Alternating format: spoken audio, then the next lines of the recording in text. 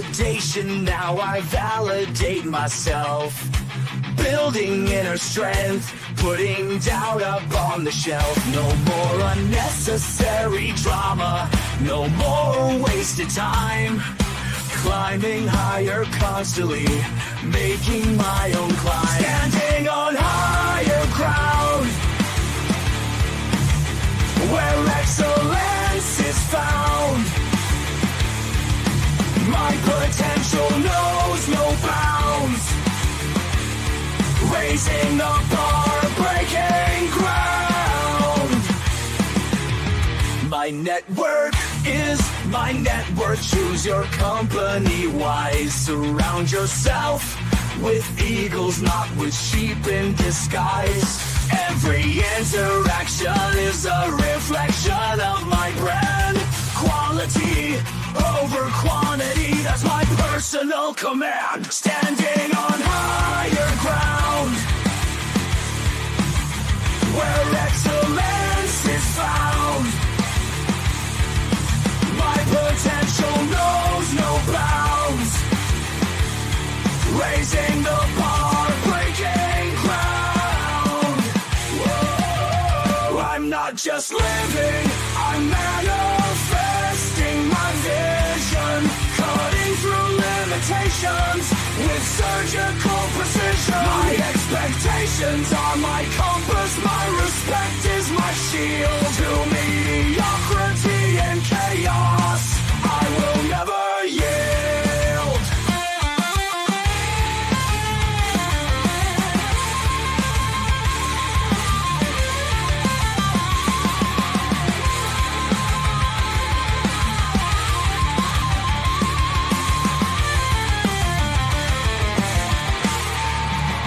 I'm not just living, I'm manifesting my vision. Cutting through limitations with surgical precision. My expectations are my compass, my respect is my shield. To mediocrity and chaos, I will never yield.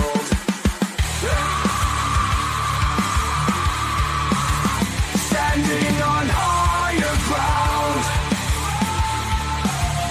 where excellence is found. My potential knows no bounds. Raising the bar, breaking ground.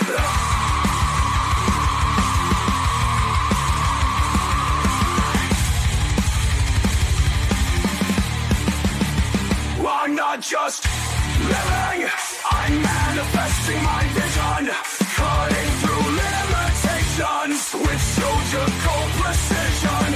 My expectations are my compass, my respect is my shield. To mediocrity and chaos, I will never yield.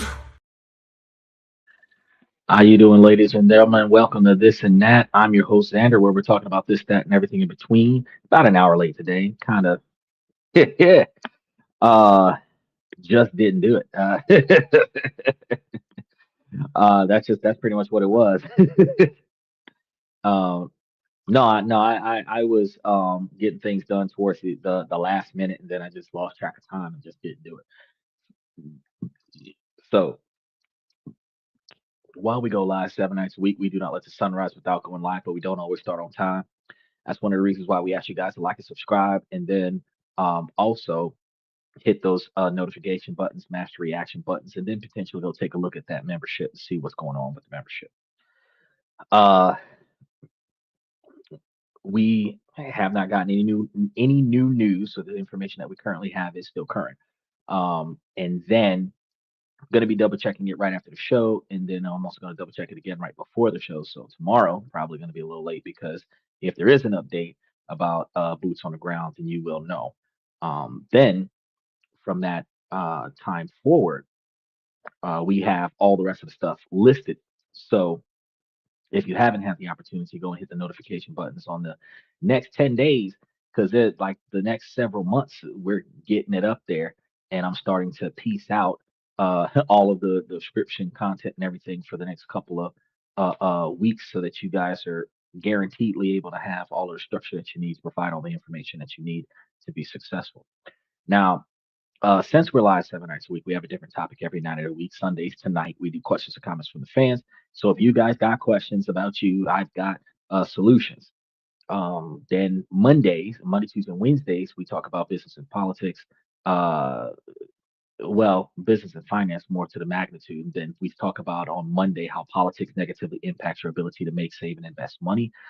No, yeah, that's what we do on Monday. How politics negatively impacts your ability to make, save, and invest money. Then we have on Tuesdays we discuss ways that you can make money, save money, invest money, budget money, different ways to think about money, how to protect your money, all of these different things. Special shout out to OG Kicks. We cover all of those things. Then on Wednesdays we give you guys different countries around the world that y'all can invest in, which leads us into Thursday, Friday, and Saturday, where we give you guys all of the rest of the stuff to make yourself successful: self development, personal improvements, relationship topics, negotiation, socializations, building your brand, discussing promotions, raises, onboarding discussions, negotiating retirements, and then also talking about the severance packages and terminations and stuff. And that's when we start giving you guys information about how to talk about your 20 or 30-year plan, where you're able to coordinate your present with your future, right? Because if you got a plan, even though things don't always go according to plan, if you've got a plan, then you have an outline. And if you start with that outline and you try to stick to that outline, you're more likely to succeed than what you would have had you not had a plan at all. Uh, Michael says it's a grand puma. All hail the puma. I know what you're thinking. I know what you're thinking. Yeah, I pulled this one out of the woodwork. So, um, what happened was I was doing some organization because I had just reposted up onto the membership the information that y'all needed to be successful with changing your wardrobe, right? So, in practicing what I preach, I actually went through several bags and several drawers and dressers to go through the. I have probably 3 wardrobes worth of wardrobe, right? And I found some of these from back in my college days, and I was like, damn, these bastards look nice. I can just reasonable dark colored undershirt, throw me on something flashy on top of it, make it do what it do. So I grabbed this one for tonight. Dang, I did tell Steven that I was gonna at least once a week try to throw him down that old backdrop. I'll get it for tomorrow. Um, it is what it is. You know, I forget from time to time, so I'll throw the old backdrop up for tomorrow. I was sitting over here thinking to myself, like I was supposed to do something. Hold on, matter of fact, I think I can do it now. Nope. Wait. Nope. Not now. Before the show. so I'll do it for tomorrow. Ah, now that I think about it, admins, I was a, all right. So there's a lot of stuff I said I was gonna do that I ain't got to. I'll cue it up tonight so that it's ready for tomorrow night. um, but yeah, that's where we are with all of that information. So I didn't really do anything other than pull this from the bottom of the stack. You would be amazed some of the things that you have in your wardrobe when you turn your wardrobe over. Typically, we wear the clothes that we just washed and dried because those are the clothes that we favor. But there's a lot of things that you have in your closet that you haven't seen in so long. You don't know what it is and what condition it's in, and you don't consider how it would mix and match with whatever it is that you're trying to do uh, for your day-to-day operations. So it's always good. They call it spring cleaning. We're in springtime. We're creeping into summertime. It's a good time for you to go through a lot of your stuff and see what you want to keep and what you want to throw away. And in the meantime, you can see what new things you want to wear while it's hot outside, which was another reason why I was doing this because I was like, yeah, I want to put some of the other things in my accessibility that I can wear while it's hot as fuck outside so that I don't have to worry about the discomfort of it being hot outside, right? Uh, yeah. So today we're going to be doing questions and comments from the fans. We don't have a lot of them, but a couple of them are going to be a little bit long. But we're going to be dealing with some outrageous information from some of those people. This is going to be one of those as the world turns murder she wrote situations. I'm going to be making it make sense. You guys feel free to comment on it, and then keep your comments appropriately structured. Um, but if you guys got comments along the way, feel free to ask them. So let's go ahead and touch base with this because we should be able to get through this fairly quickly tonight. We should be about an hour and a half show tonight. But let's go ahead and see what we got going on. I was incredibly honest, and I'm glad. Okay, so last week I had posted about having a hunch my wife was doing a boudoir photo shoot for me as a birthday gift. I am in no way a fan of that style of photo. It has less than nothing to do with my wife. I love her deeply. I'm attracted to her. I want her. However, I just don't like boudoir pics. They do nothing for me. Also lingerie. Doesn't do anything for me either. I don't like it. I'd rather my wife be comfortable, and it just feels like one more thing separating us from intimacy. To me and most men I know, these are pics we look at once say, oh, these are so great. Then they go into a drawer, never to be seen again. Also, what you see in those pics isn't who your wife is every day. It's a one-off, highly curated version that you rarely ever see. I love the real version of my wife. The one I see every day. The one that thinks she's a hot mess, no makeup, and just real. If she wanted to send me pro pics of that, I would truly cherish those. Understandably, the internet did what the internet does when I asked for some guidance and how I would come off in the situation. Verdict, I would have been the asshole for telling her I don't like that. Even so, I thought about my wife, me, my reactions, and all the context of our marriage, and I decided to talk to her about it. Let me add some needed context. We haven't had great luck giving gifts to each other. It's at a point I brought up just foregoing gift giving between us and just focusing on the kids. Also, I have a ton of past trauma on my birthdays that she and I are slowly peeling back in therapy. Gifts are a weird thing for me, and I honestly don't remember many truly happy birthdays. My family was great, but for whatever reason I got the short end of the stick on birthdays. I was also shamed as a kid for wanting a birthday party at a local pizza place, by my mom mostly. I act like I don't care about my birthday. But I get excited and look forward to it every year, and something normally happens, and I'm disappointed. Also, I get it. I'm a grown-ass man being excited over a birthday. It's not a big deal, but mentally I want a birthday to be great. Also, my marriage has been a roller coaster experience. For a very long period of my marriage, we had a totally dead bedroom. I won't go over the broad details, but we found out it was a chemical imbalance causing my wife's lack of libido. Then when it came back, it was an overdrive. The problem was mine was dead, and frankly, I had given up on sex as a coping mechanism to protect myself against being rejected. I had come to grips with the idea of being roommates that hold hands on the couch, and that was okay.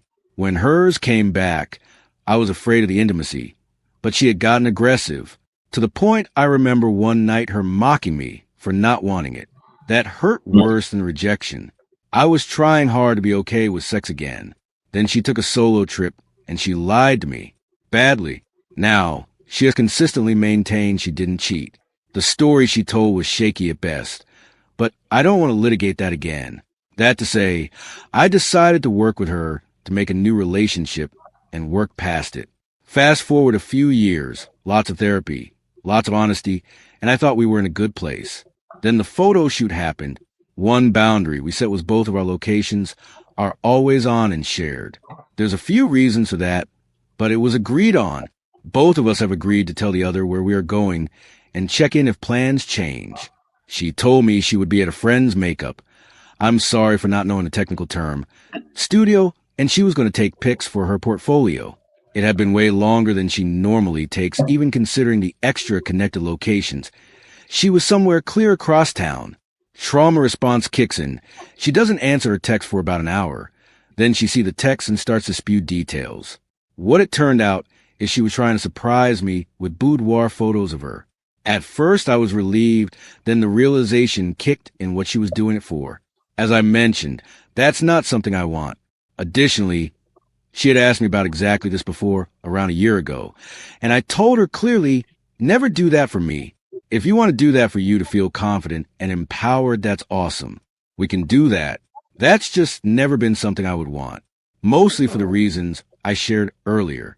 Now, To the main part, now that you have most of the context, I decided to bring it up to her. There are two main reasons I went ahead and talked to her. First, she catches the most subtle hesitations or shifts in expressions. She would know I wasn't 10,000% into them, and that would hurt worse than the upfront honesty. Second, a boundary we set was we can't lie to each other anymore, even if it hurts, with no exceptions. So I told her. She was upset and said, I know you don't like boudoir, but I was hoping you would change your mind. She said she could never surprise me and thought that this was a way to do it. I told her I truly appreciate the effort and acknowledge its way out of her comfort zone. I'm sure I would have thought she looked great, but it's not something I would ever want. I also said she wouldn't want them hung in our home and would be hurt if they just sat in a drawer. She agreed with the latter points. She also said a reason she did them was to be seen, and I asked about that. Admittedly, I was taken aback by it because I thought our relationship was improving. She agreed it was, but between my work, an issue I've been having with anxiety and depression, and school, she felt I didn't see her the same way anymore. We talked about it more the next therapy session. I didn't realize how my schedule and issues were affecting my wife. I was totally blind to it. So we set new boundaries that apply exclusively to me to make sure I don't neglect what she needs. At least 2 nights a week, I can't work on anything after work, and I have to go to bed with her those nights. That's actually a massive change for me. I'm used to pulling 3 to 5 all-nighters every week with my work and studies. I'm a PhD candidate. There was a period I did 6 all-nighters every week. Not a joke. My mental health went to shit. Okay. Ultimately, I'm glad I told her.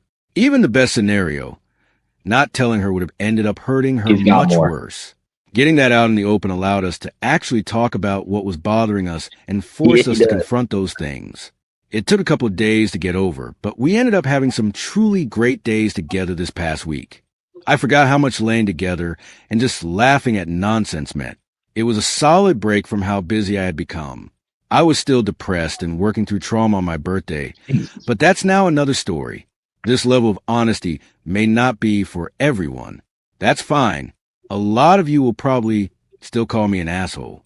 Also fine. No. Ultimately, it's what was needed for another breakthrough with us. After how many dates? Okay, hold on before we go on to the next one.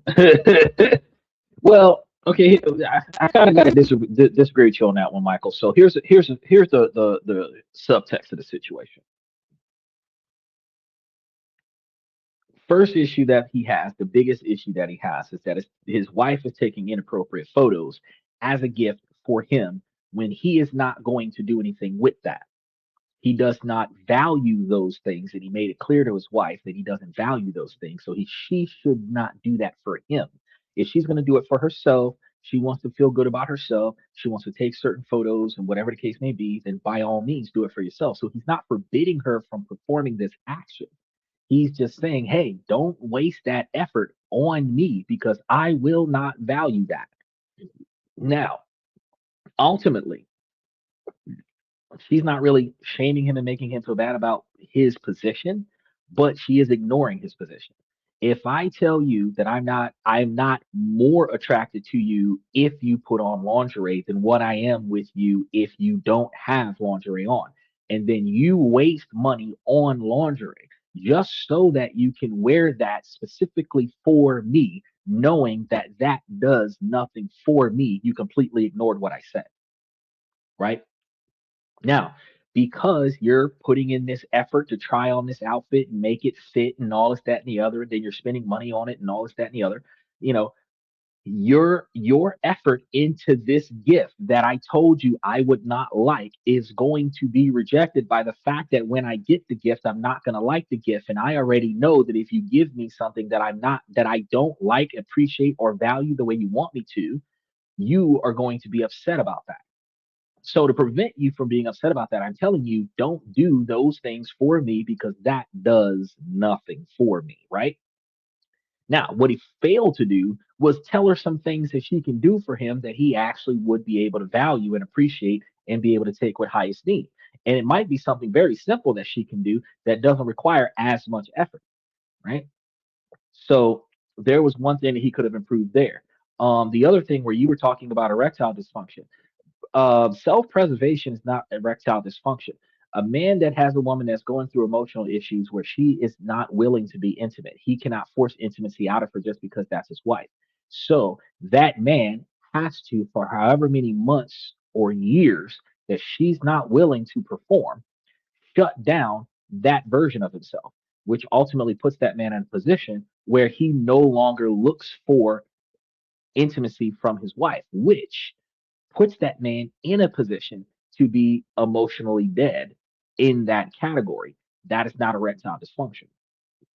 Also, the fear of rejection, where he may have been rejected a number of times, and then through all the therapy they went through, he realized that that rejection was coming from her condition. So his empathy towards her condition, to not pressure her to be intimate because of her condition, would lead him to, now that she's recovering from her condition, show a bunch of red flags because she's putting him in the position of intimacy when he has developed what is called a pattern of behavior to not look forward to or engage in intimacy.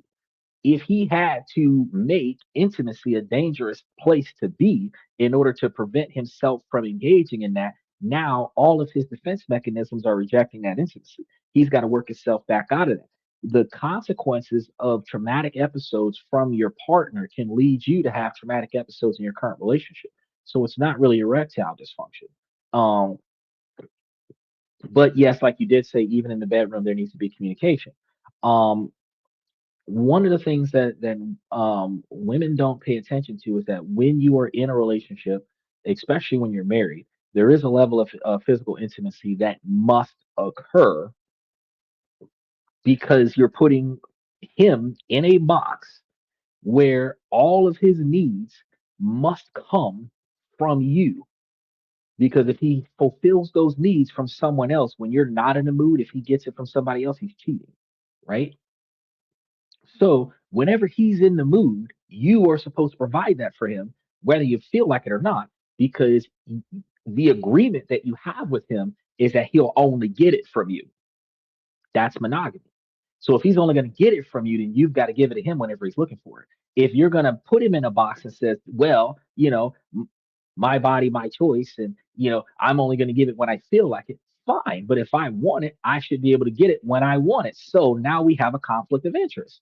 If you're going to shut down intimacy, he wants intimacy. Now you need to make a loophole. Either you're going to fulfill his intimacy when his intimacy comes about, or you're going to allow him to fulfill his own intimacy somewhere else because you don't feel like it, and still maintain the marriage. But you can't make a man emotionally dead because you don't feel like it. Then when you feel like it, then you're going to pressure him and shame him because he stopped trying to perform, because you continue to shut him down until he just stopped trying at all. He completely removed this from his character because you have shut him down for so long and so often that that doesn't make any sense.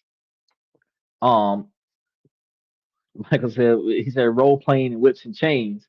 This dude does have a lot of hangups. He does have a lot of hangups, but he does make a little bit of sense when the man was talking about the main issue about he's not really an asshole. He's articulating his concerns clearly. He's feeling ignored, which is why he's going on a long tangent here, because he made it clear to his wife what he doesn't think is good.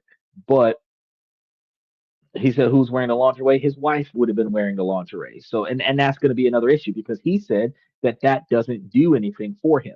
Like, for example, I don't know, me and a lot of guys that are like me aren't really chasing the girls in the lingerie, but maybe short shorts and a halter top with your belly button hanging out might be attractive if you're wearing that for me. But if you're wearing it out in the street, we're like, nah, that's not okay. So like if you was wearing the booty shorts in the house for me, that might be one thing. But you wearing booty shorts out in the street, that's not what I want my wife to do. The short mini skirt might be something that you would do for me in the house, but the short mini skirt for you to be wearing for other men to enjoy out in the street, that's not going to be okay for me. You know what I mean? So you got to understand that the he says then he has to hang up. No, she has to hang up because you have to understand that the biggest issue is that he told her before she started doing this a year or two ago, taking lingerie style photos for the husband is a no-go. Do not do it. He's not going to value it. He's not going to like it. He might look at the photo and say, "You look good today." Put that photo in a drawer and never see it again. They're inappropriate photos of your wife, so he's not going to have those pictures and show it off to his friends and his colleagues at work. It's an inappropriate photo of his wife. So it's exclusively for him that he'll look at once or twice like Pokemon cards and then put it in a drawer full of the whole collection and never fuck with it again. Anybody who's got trading card games from when we were small, y'all know those bubblegum trading baseball cards from back when we were kids, the Pong and all that shit. If you even still got that, it's somewhere in a box in a dark room somewhere in a storage facility somewhere. We never look at it again. We got it. We liked it when we had it in the moment we received it.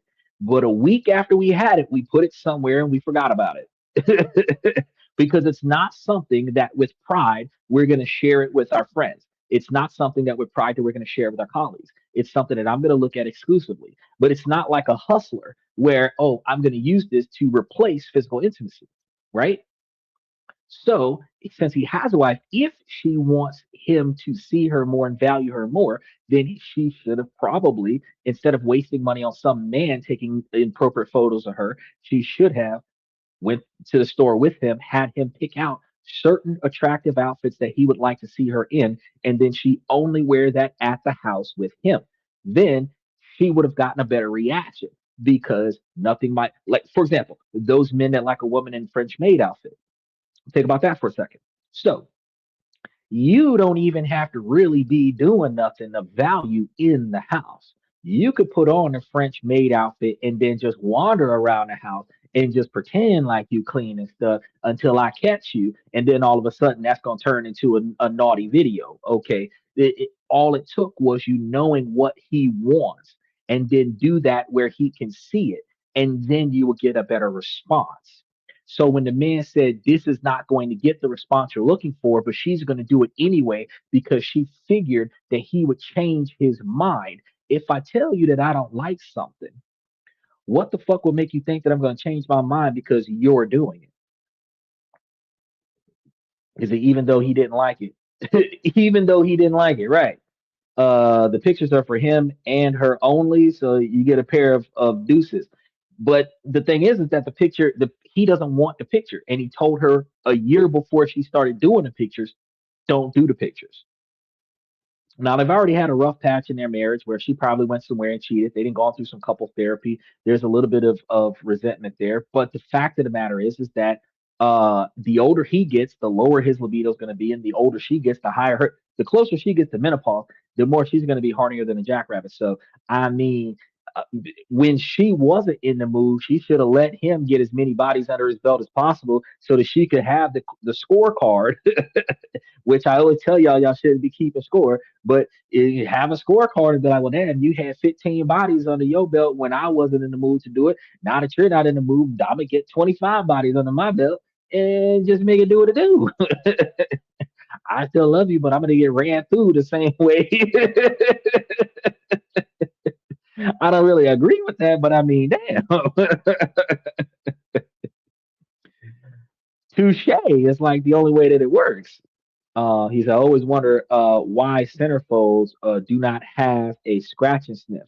Well, there are some, and it depends on which magazines that they were in, because not all hustlers had the scratching and stuff.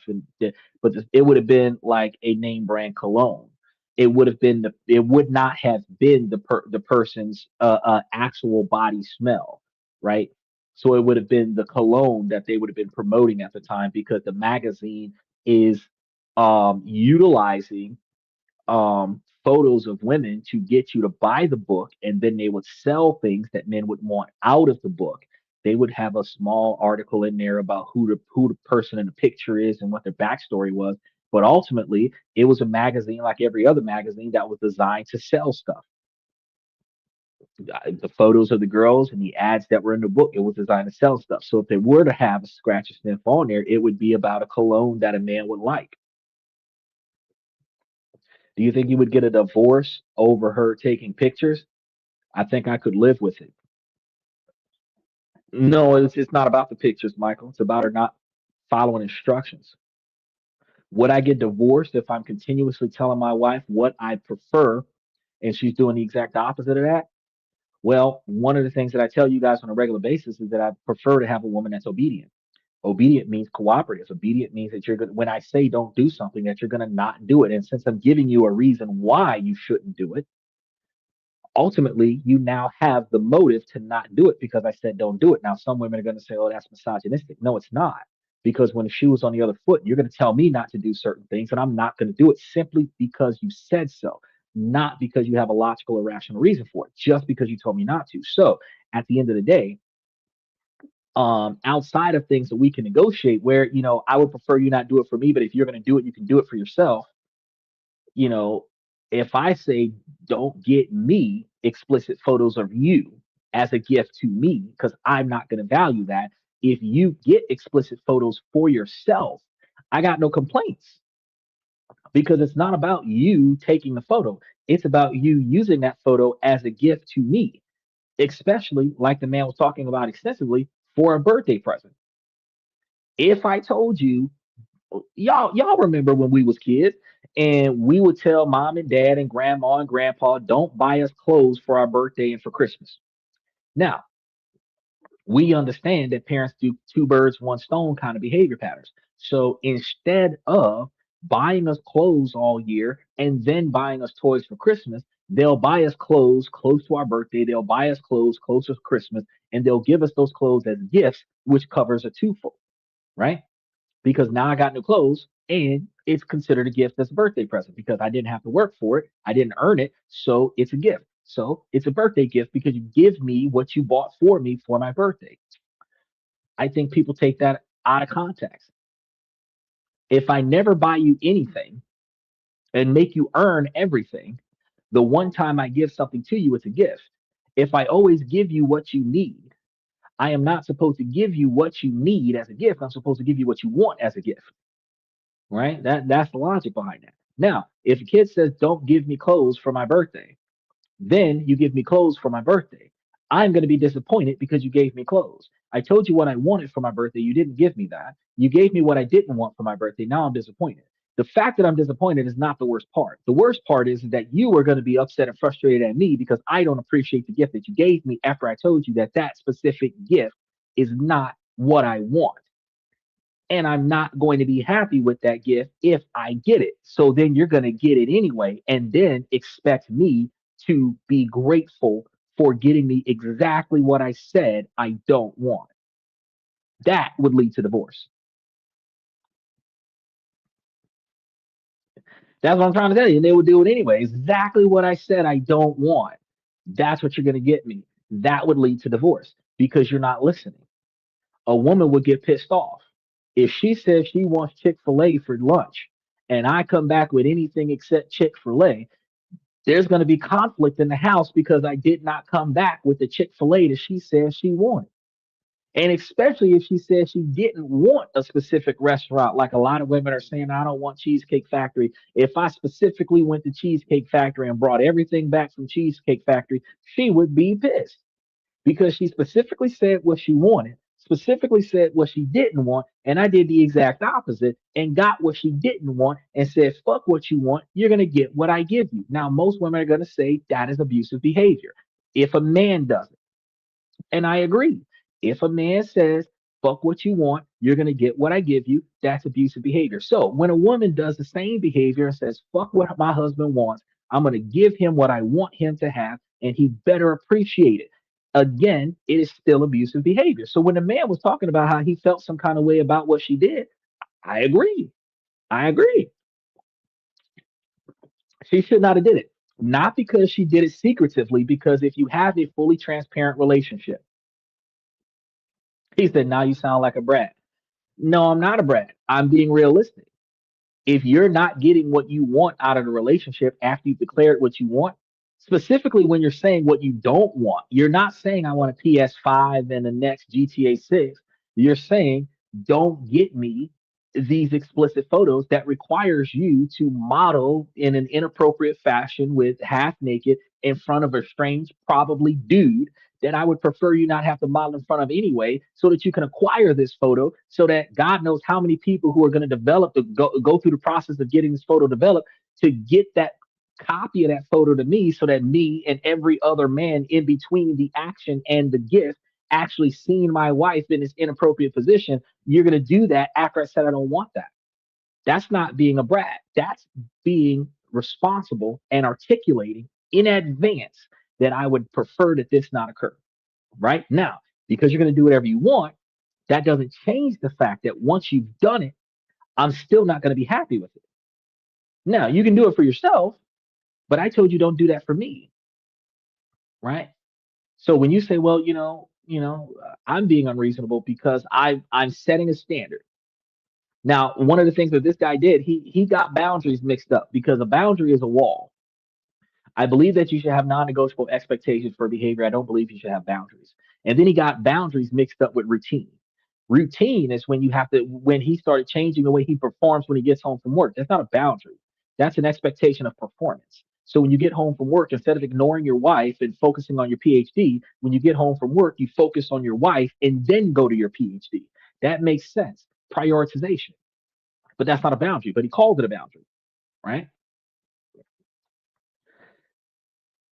He said, next year you're getting what want absolutely nothing. That's fine. But you got to recognize, though, Michael, in those situations, do you understand how selfish the giver of the gift is? If you tell the gift giver, at least these are things that I would not be happy with as a gift. And then the gift giver gets exactly what you know I'm not going to be happy with as a gift. Then resentfully, because I don't appreciate the gift because you did what you wanted, not what I told you, then that resentment says, well, next year I'm not going to get you anything. Well, my response to that is, well, never spend any money on me, because you're not going to do what I told you, which is don't get me certain things that I will not value or appreciate, which is a waste of money to begin with. You would do better handing me some cash that I can invest into a stock portfolio than to be giving me a gift that cost you money after I told you before you spent the money that I would not like that gift. Plain and simple. He said, no birthday, no no presents, nothing. And cook your own dinner. And she would get divorced. She would get divorced because you're not listening to your husband and you're doing whatever you want. Your husband tells you what makes him unhappy, and you're going to tell him, I'm going to give you exactly that, and you should be happy anyway. That doesn't make sense. Just because you did it doesn't mean I should be happy about it. You know, because if the again, I say again, if the roles were reversed, a man would not do for a woman that he knows or she told him that these things make her unhappy. If a man were to do exactly the things that would make that woman unhappy and then say, you should appreciate what I'm doing for you, she would leave him because he is not doing what makes her happy. He said, in fact, the bedroom is off limits. Sleep on the couch. No, she would have been outside the house with the doors locked with that type of behavior. This is funny right here. This is funny because men predominantly, in the majority of relationships, pay for the majority of the standard living, including the damn bed.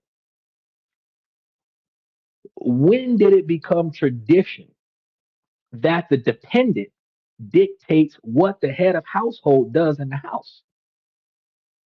You can get mad at me because you did what I told you not to do after I told you I would not be happy with that. And now that I'm not happy with that, you can develop resentment towards me because you too fucking hard headed to respect my wishes, and you can take your ass onto the couch. But why do I gotta sleep on the couch? Because you do not value me enough to listen to me when I tell you what I don't want for a birthday present. That is a level of abuse that is completely unacceptable. Does that make sense? How did it become the man's fault when he told his wife 2 years before she got that gift, don't get that gift for me? I will not appreciate that. So she knew a year and some change ahead of time. And she did it anyway. If she put him on the couch, he gonna put her out the house if he's smart. Change the locks and everything, move a whole nother female in there because that make no damn sense for her to be trying him like that. He said, "Are your standards high?" Most men's standards are not high. Most men would prefer a woman to not cause him a headache, and not following instructions causes the man headache. Make sure that the man don't starve to death. So go in there and go cook something, clean up some stuff around the house that he ain't had time to clean, and then make yourself available for him when he come to give you some time and attention. There ain't that many things that a man is going to ask a woman to do, and society makes men more responsible for the finances and the estate than anything. So she's not handling none of the bills. She's not balancing none of the budget. She's not handling the portfolio. She's not lifting nothing heavy. She's not moving nothing. She's not organizing nothing outside of the laundry and the dishes. And maybe if there's some kids there, she's choosing to deal with the kids.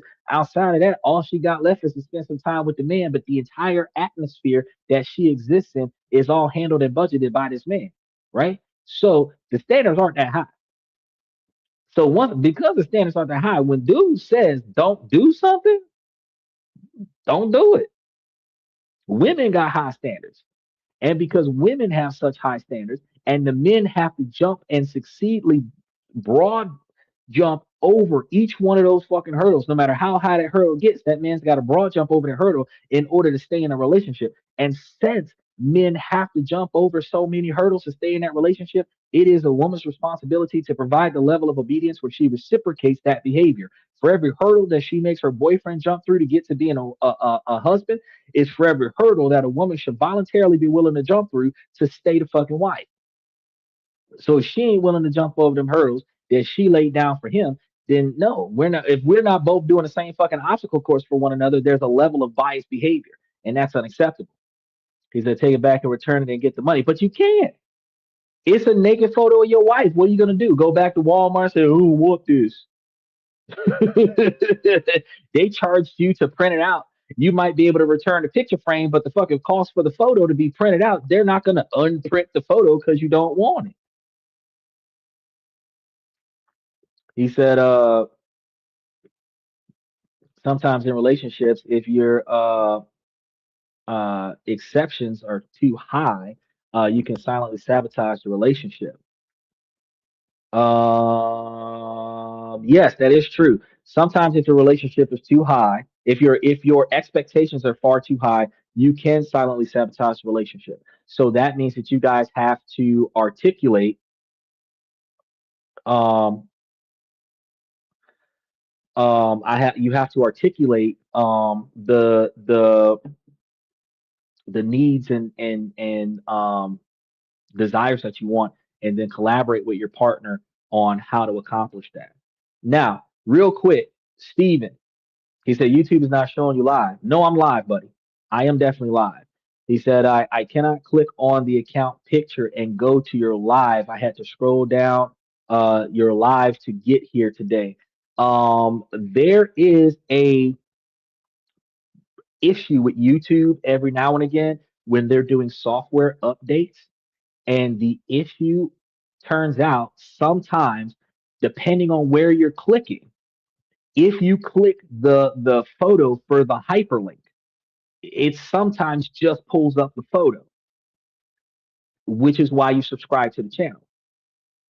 Um, the weird part is though, if you see the show, like there, the picture, the funny thing is that if you click the picture, it takes you straight to the show.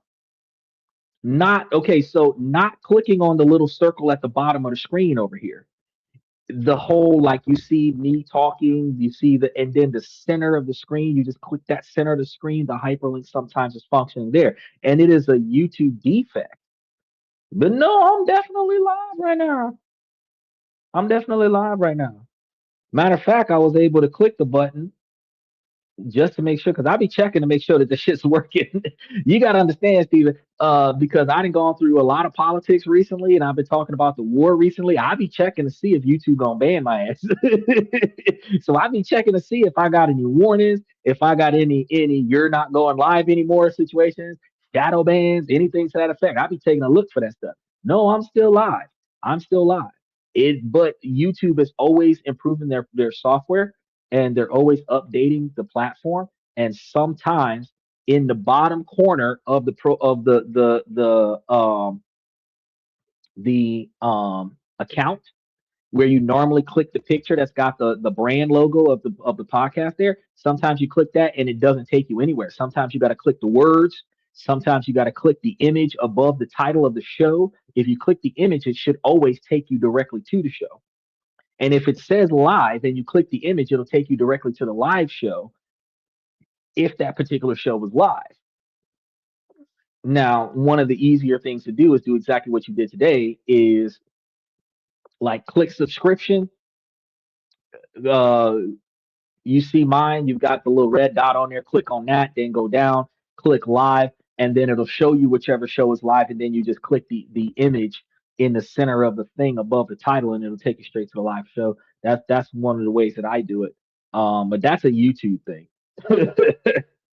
So I recognize I was a little late today. I recognize that it'll be a little bit difficult for people to get a hold of me every now and again. But no, that button still works. It just doesn't always take you directly to the live show. But the show is still running live right now.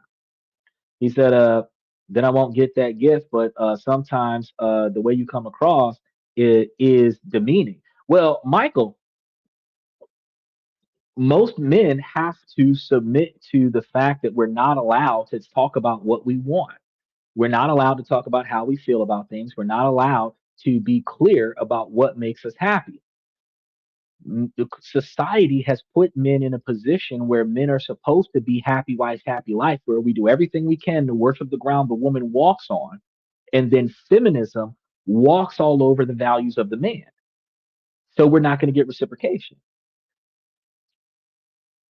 You won't get me. You're not supposed to get me a gift that I don't want. And it is not demeaning when I tell you that you're ignoring my values by doing the exact opposite of what I say. Now, because I'm articulating it in a dominating position, because at the end of the day, we already understand that if you're going to get what you want from me, half of this negotiation is already over. The other half of the negotiation is what am I going to get from you? Now, if I'm articulating to you because you didn't ask, and if you did ask, I told you, and you're doing the exact opposite, and both of those are a problem. I asked you what you wanted to make you happy. You told me, and I did it. If I didn't ask what would make you happy, you passed by me and told me what you wanted to make you happy, and I did that. Both of those dynamics is the same as when you ask me what makes me happy, and I tell you, don't do that. That's not going to make me happy. Do this. Same thing if you didn't ask and I passed by you and say, you know what would make me happy if you did this, this, and this. Or you know what would make me less happy if you did that. And the thing that I told you that would make me less happy, that's what you decide to do and you want me to appreciate that. I'm going to be honest with you, that's not demeaning. You're actually gaslighting me by saying that articulating my likes and dislikes, standing on my non negotiable expectations for behavior, and my willingness to reciprocate, providing the same value to you that I'm expecting from you is demeaning. I'm going to be honest with you. That's a very misandristic mentality to have is that a man cannot articulate his wants, needs, and desires to his partner, but his partner can have a laundry list of demands that the man must meet or the man is not considered valuable. He said, I'm not your maid, I'm not your servant, I'm your wife. And in those dynamics, she is not a wife because wives are helpful. And when women believe that being a maid is and being a servant is a separate away from separate and apart from the dynamic of being a equivalent partner, well, do you expect a man to do the work because you don't want to help out around the house? In those dynamics, she's not willing to be a wife. When women start providing these types of complaints, Michael, I love the devil's advocate that you're putting up here. When women start putting up these complaints, I'm not your maid, I'm not your servant. There's a difference between me throwing clothes all over the place and making you pick them up versus you helping with the laundry because I'm doing something else at the same time. If you're at the house more often than I'm at the house, you should be able to get certain things done. If we're both at the house where I work from home, but you have nothing to do and I've got a lot of stuff to do, you should be able to do the things that needs to get done because I've got too many things to do where I can't get over there and get that done.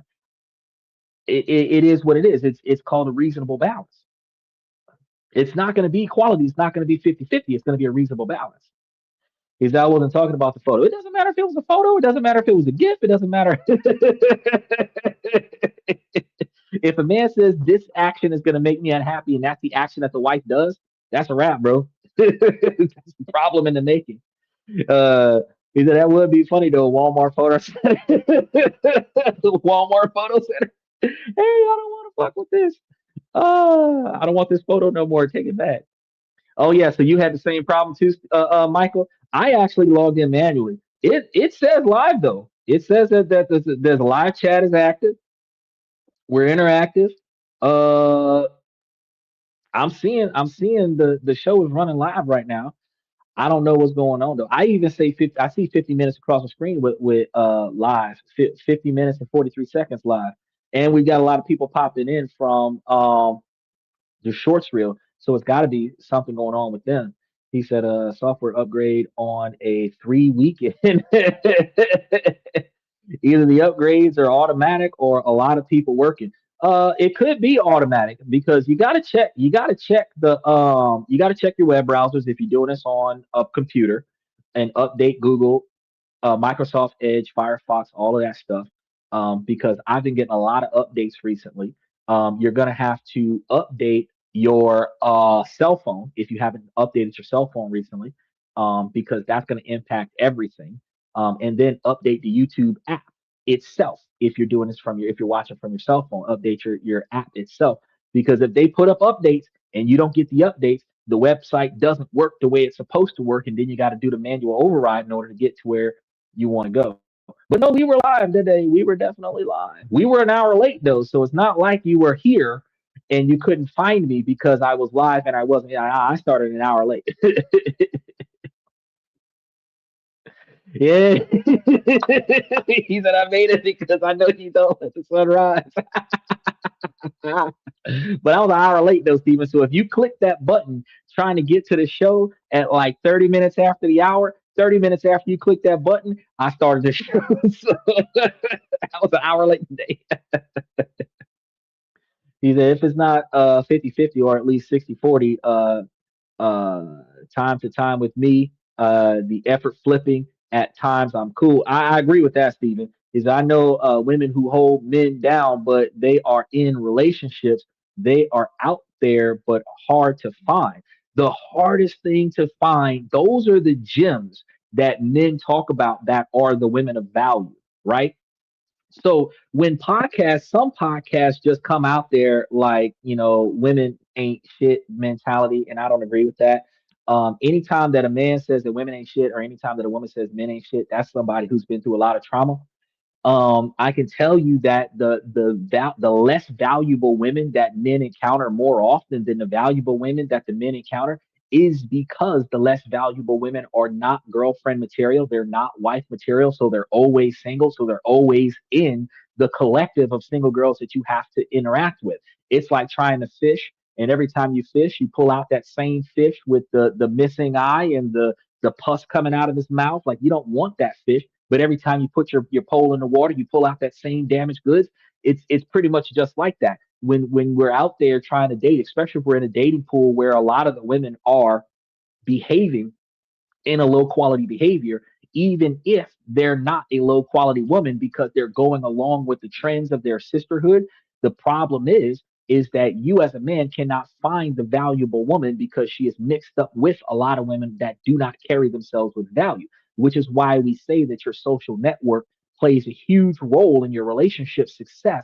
Because as a man, if you are a valuable man, but you're hanging around with a bunch of bums, she's going to look at you as a bum with the rest of the bums that you're hanging out with. The same way, if she is a valuable woman and she's hanging out with a bunch of OnlyFans girl, you're gonna assume that she's an OnlyFans girl. You just haven't found her profile yet. So at the end of the day, the diamond in the rough, the rare gem that men are looking for, while these women do exist and they are hard to find, and the irony is that there's a larger quantity of valuable women than there are a quantity of non-valuable women, but the non-valuable women are seen more often than the valuable women because the valuable women keep their shit together.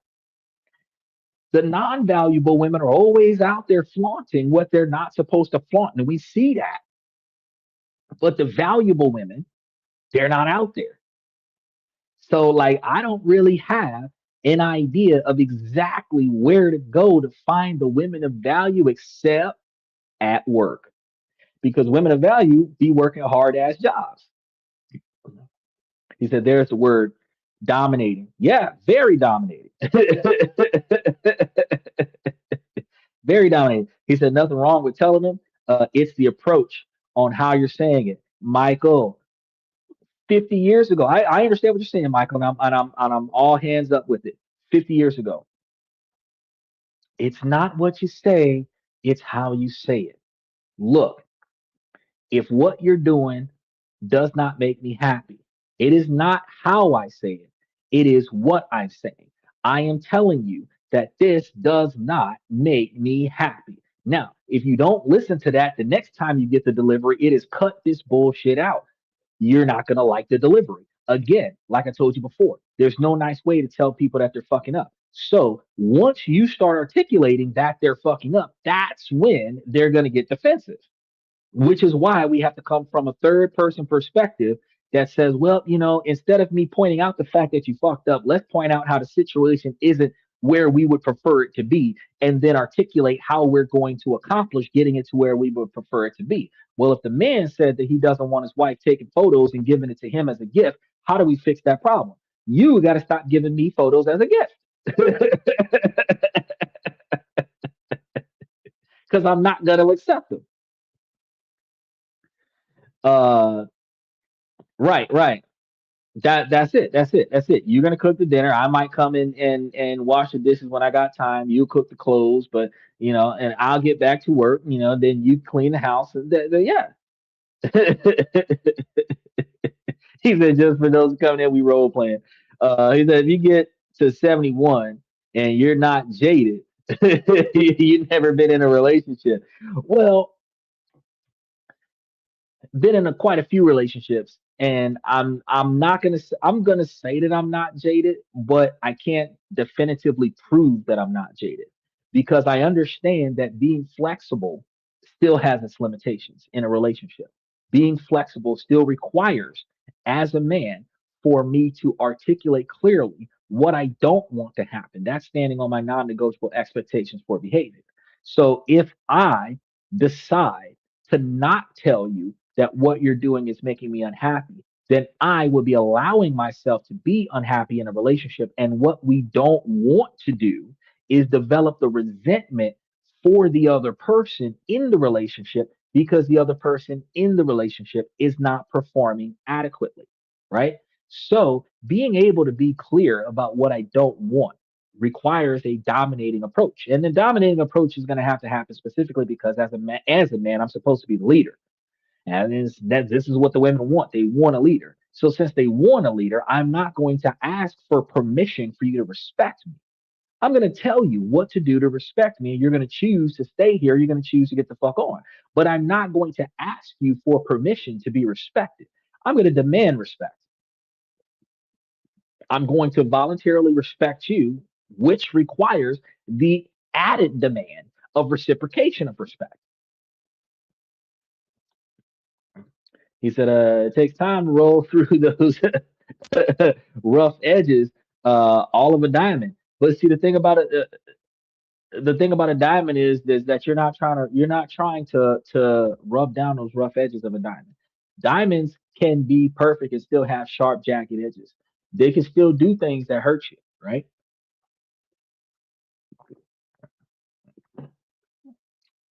Diamond with a perfect cut can still be expensive. The problem is not the rough edges of the diamond, because again, I said this a plenty of times in the past that if you have somebody that meets about 80% of your expectations and the other 20% that you can tolerate that, then tolerate that, you know, because nobody's perfect, right? You might be the kind of person that doesn't like tattoos and piercings, and the girl's got tattoos and piercings, but she's a sweetheart. She's catering to your every whim. She's like a personal assistant. You don't even have to ask for stuff. She's observant to the magnitude where she gets stuff done for you before you even have a chance to ask her to help you out, right? She might fill in the blanks in ways that makes those piercings and tattoos not matter anymore, right? She's modest about it. So while she's got those tattoos, and you can see those tattoos when y'all are romping around in the sheets, when she leave the house, don't nobody know she got tattoos because she stay covered up. There are things, right? She might wear the nose piercings and stuff like that around the house, but when she goes somewhere with you in front of your family, in front of your boss and stuff, like, she'll take the piercings out without you having to say nothing because she doesn't want you to look bad. So in those dynamics, the rough around the edges is not just striking a pet peeve. It is just the fact that we're not perfect. We're not going to be exactly the same, but you are willing to compromise so that you can maintain your integrity in a relationship and you can maintain my integrity in a relationship, because a lot of times your partner can bring you down, right? The good old boys with investments and everything to that effect, a man is not going to want to do business with another man that doesn't have his house in order. And his house in order doesn't just mean that his actual physical house is clean. His relationship has to be under control. And it's not a servitude type control. It is a level of organization where there's compromise and communication between him and his partner, where they're on the same page when a deal is struck. Why? Because if your money gets put into my deal and your wife pulls your money out of my deal falls through. So you and your wife has to be on the same page so that when you put your money on a table, it is staying on a table, which means that you have to get your house in order. If you don't have your house in order, your wife will pull the money off the deal behind your back. And now I don't have a stable income coming from you, which means I can't close the deal using you, which means I got to replace you with a man whose house is in order. I can replace you with a woman whose house is in order, because even if she was the one that was the head of household, he can't get into a deal with me if her husband is pulling the money off the table. It's the same dynamic. So y'all got to be on the same page. And if y'all aren't on the same page with little shit around the house, how the fuck y'all gonna be on the same page with $500,000 deals that we're trying to do over here? So it's not just about the diamond being rough around the edges. It's just about, deliberately fucking up is a whole lot different than accidentally making a mistake. Is that to have a good relationship, it takes time. It's not going to happen overnight. You are right. It is going to take time. But what you also have to understand, Michael, is that in order for the relationship to be good enough, more than satisfactory, the first thing you have to do is make sure that both sides of the relationship are satisfied. If only the wife is satisfied, there is still a problem. If only the husband is satisfied, there's still a problem. So the issue is that in order for you to work through this problem, what you have to do is, as a man, you have to put all your cards on the table and tell your wife what you are satisfied with in the marriage and what you're not satisfied in the marriage. And there's not going to be a nice way to deliver that. She has to write down the core problem, get past the delivery, and then figure out a solution. Because we can go to therapy so that a woman can tell me how I can tell the woman that I'm married to in a way that the woman will receive it, how to stop being a bitch. But at the end of the day, if that is the problem, the issue isn't the delivery. The issue is the behavior pattern that requires this type of message to be delivered. So yes, a relationship is going to take time, but from day one, her non-negotiable expectations for behavior is supposed to be fundamentally on the table. Her flexible expectations are supposed to be on the table, and her unrealistic expectations should be taken off the table. Now, when we get to the man, his non-negotiable expectations are going to be put on that exact same table. His flexible expectations are going to be put on that exact same table. And the average man doesn't have unrealistic expectations outside of thinking that this woman is not going to be a problem over time. That is unrealistic.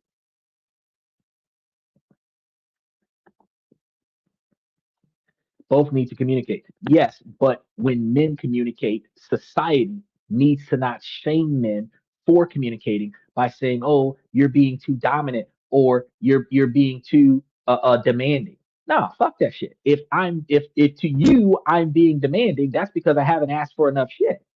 I haven't asked for anything from you often enough for you to be used to me asking for things. So when I do start asking for things, I'm starting to be too demanding. But you know what? If you came to me as many times as I went to you and asked me, "Are you okay? Do you need anything? Is there something I can do to help you? Why are you sad? What can I do for you? What can I do to make you smile?" All of this shit. This is what men do every day. And more times than any, the women say, "Nothing. I'm all right. It's fine. Everything's good." When she clearly has a fucking problem at that moment, right? So it's not that the man is too demanding. He's under received by the woman. She's used to that behavior. And now that he is starting to speak up for himself, now she is getting overwhelmed by the fact that she actually has a man that needs to be maintenance.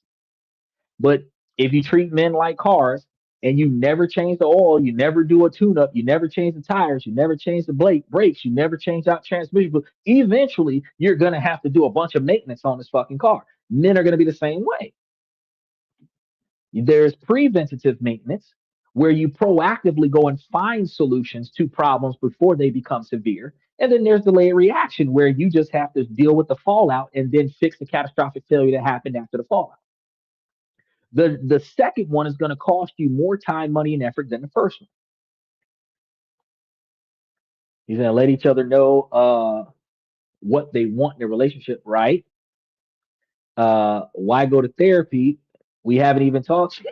Hey, I'm on that part. I don't even feel like why we take it. We spend a lot of money going to therapy, and I can actually answer that question. Now I think about it. We go to therapy in relationships because we have to talk to a third person so that that third person can tell the first person who doesn't want to listen to shut the fuck up and listen. That's why we go to therapy.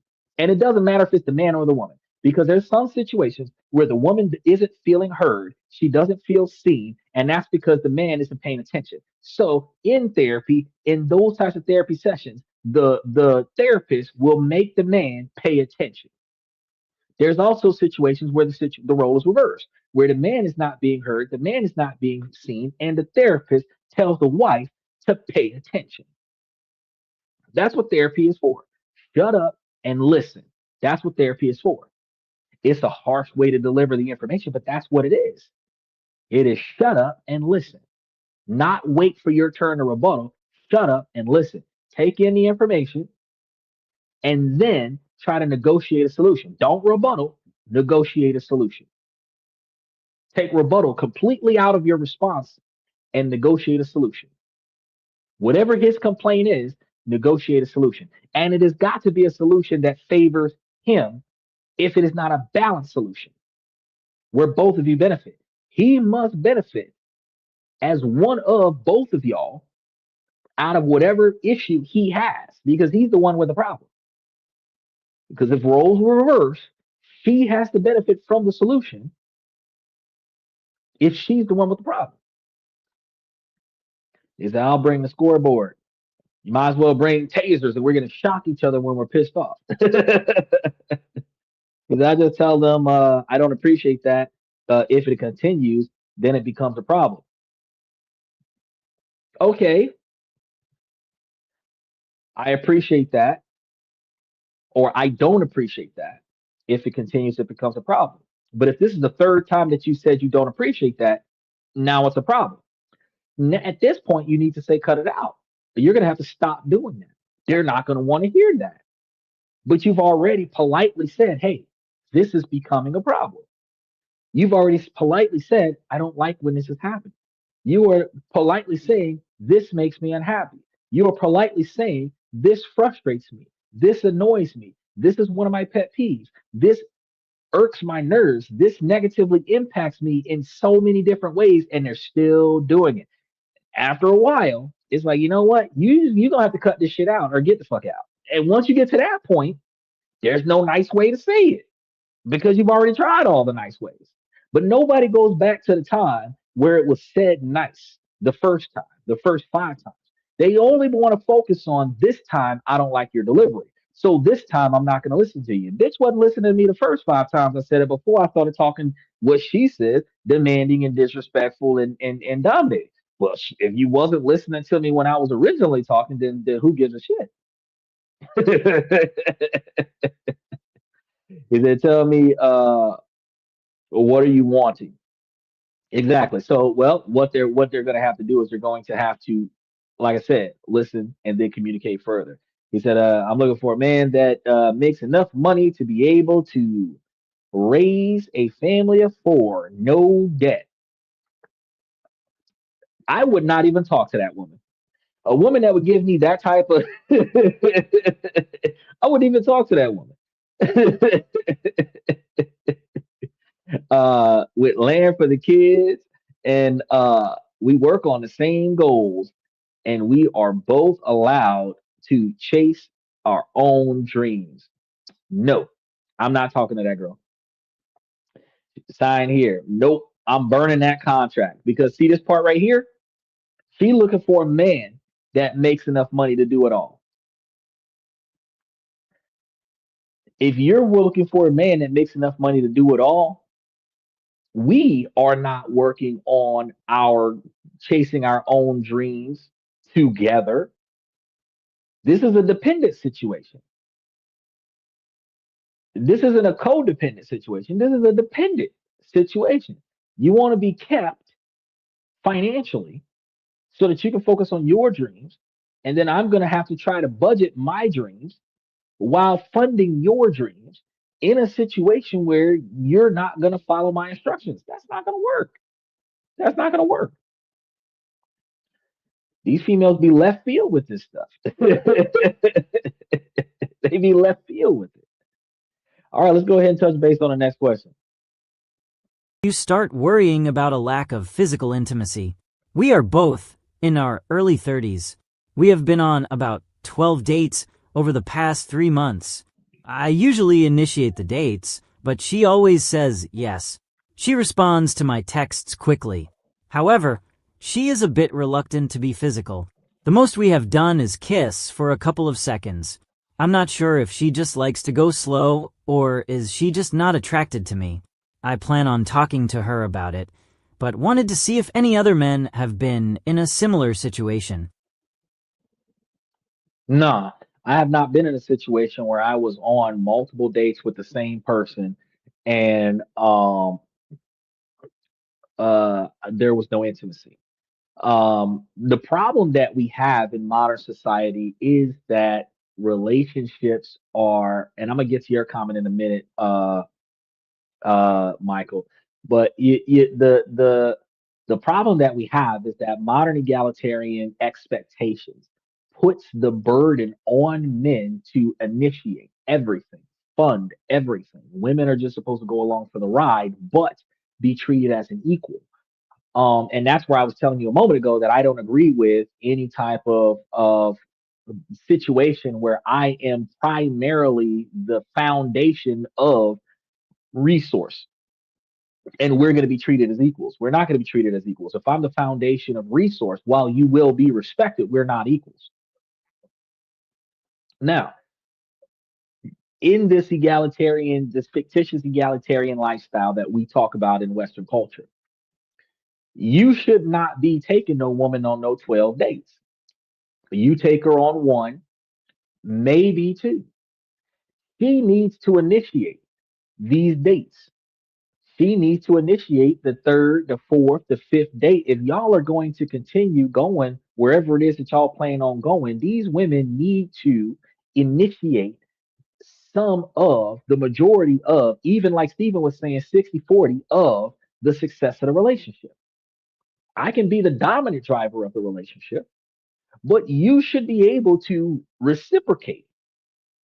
So for every 6 dates that I paid for, you should have paid for four. And if we're alternating that, out of the six that I paid for, every other or every third date, you should have paid for a date, which shows that you are as interested in me or reasonably close to interested in me as I am to you. Now, when we come down to the intimacy, you got some women that have been ran through, got more miles on them than a NASCAR, and now they want to prove to themselves that they have self control. They're going to prove it with you because they value you. So instead of them out there acting like OnlyFans and Instagram models, they're going to now reserve their used goods, their damaged goods. They're going to reserve it now for the moment to make it more meaningful to them because it ain't going to mean shit to you. when y'all finally do get intimate. Probably because in their past relationships, the relationship started too fast. They started getting intimate too soon in the relationship. The relationship ended early because they went through all the phases of a marriage within 6 months because they were moving too fast in their previous relationships. So, yeah, you can take 6 months, 12 dates. That's 2 dates a month. You can do that. It takes 6 months before you get intimate. You can do that. You can wait 12 months before you get intimate. The problem is that the man is paying for 12 fucking dates. You go to the Philippines, the women would have been paying for the dates until she commits to the man. So I mean, I'm trying to figure it out. What the fuck? Now, Michael said, you want me to raise the kids, have clothes on their back? No, I do not want females to raise the kids. After you finish breastfeeding, I'm gonna be teaching these kids how to be responsible. So you gonna keep the clothes on their back that I buy, but I'm gonna teach them how to behave. Steven said 12 dates. You still getting to know each other. You're right. That's what I'm trying to tell you. That's what I'm saying. Well, it depends on how frequent those dates are, Steven, because if you're doing the one date every other week, plus the communication over the phone, text messages, and all of that, and the other 12 dates is 6 months. And 6 months, y'all should know each other enough to start talking about moving in together. But y'all should not be rushing to move into to each other's households within the first 6 to 12 months. Y'all should be able to hang out in a strictly platonic scenario for 12 to 18 months and really get to know each other to the magnitude where y'all are taking turns, where he should not be initiating 12 dates and she's not initiating 12 other dates, where out of the last 24 dates y'all had, 2 dates a month, where he only paid once a month, that y'all been dating for the last year. That would make sense.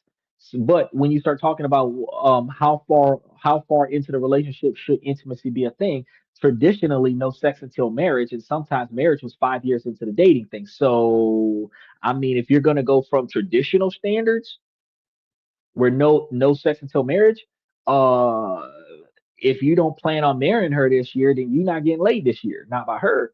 But if you're talking about modern day behavior patterns, if you pay for dinner, you're getting laid. So if you're not getting laid, you're not paying for dinner. Which again puts the burden on women to start reciprocating and say, well, look, let me take you out a couple times, quite a few times, so that we can keep this platonic, so that those men who have sex equals financial compensation kind of behavior patterns, that let me reciprocate and reimburse you for your investment in me for the last time, so that we're still on an even playing field. I said, are we both professionals, being doctors? No, we don't got to both be doctors, Michael. We don't have to both be doctors. I could work at a fast food joint. You could work at a tire shop as the secretary. You could work at a nurse. I could be a doctor. You could be a radiologist. I could be a UPS driver. You could be an Uber driver. I could be a security guard at a stadium. It doesn't matter what our occupations are. What matters is that you contribute to the relationship in areas where I don't have the time, or in some situations, the skill set to function in a relationship.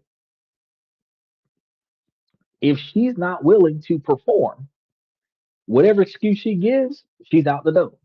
The excuse is why she's out the door, because she's unwilling to perform her feminine role. She's willing to perform the masculine role, but she's not willing to perform the feminine role. And if she's not willing to perform the feminine role, she's out the door. He said, the best things in life do demand work. I'm gonna let y'all marinate on that.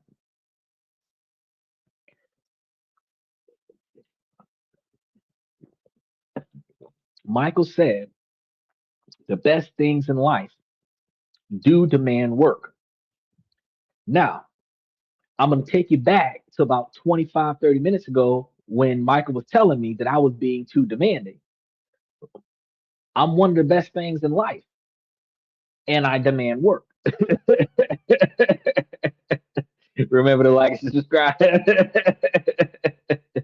He said, cool, stay at home dad.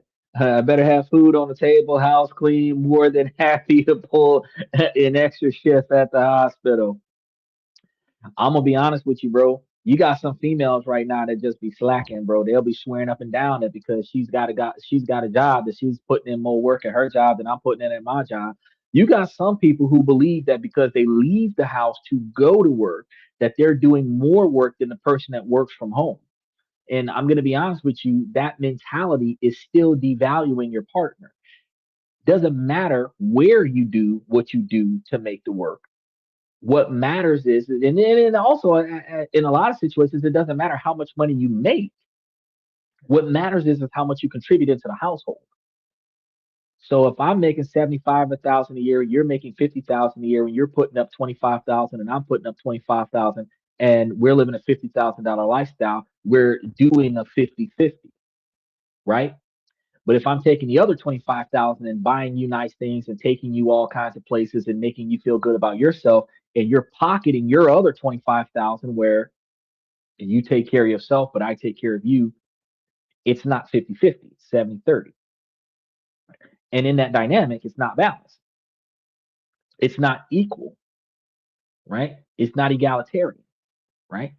So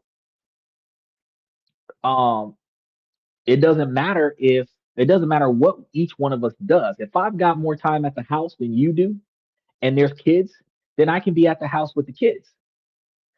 What say I've got kids, I've got business meetings, I can't do the business meetings and the kids at the same time, but you got to go to work.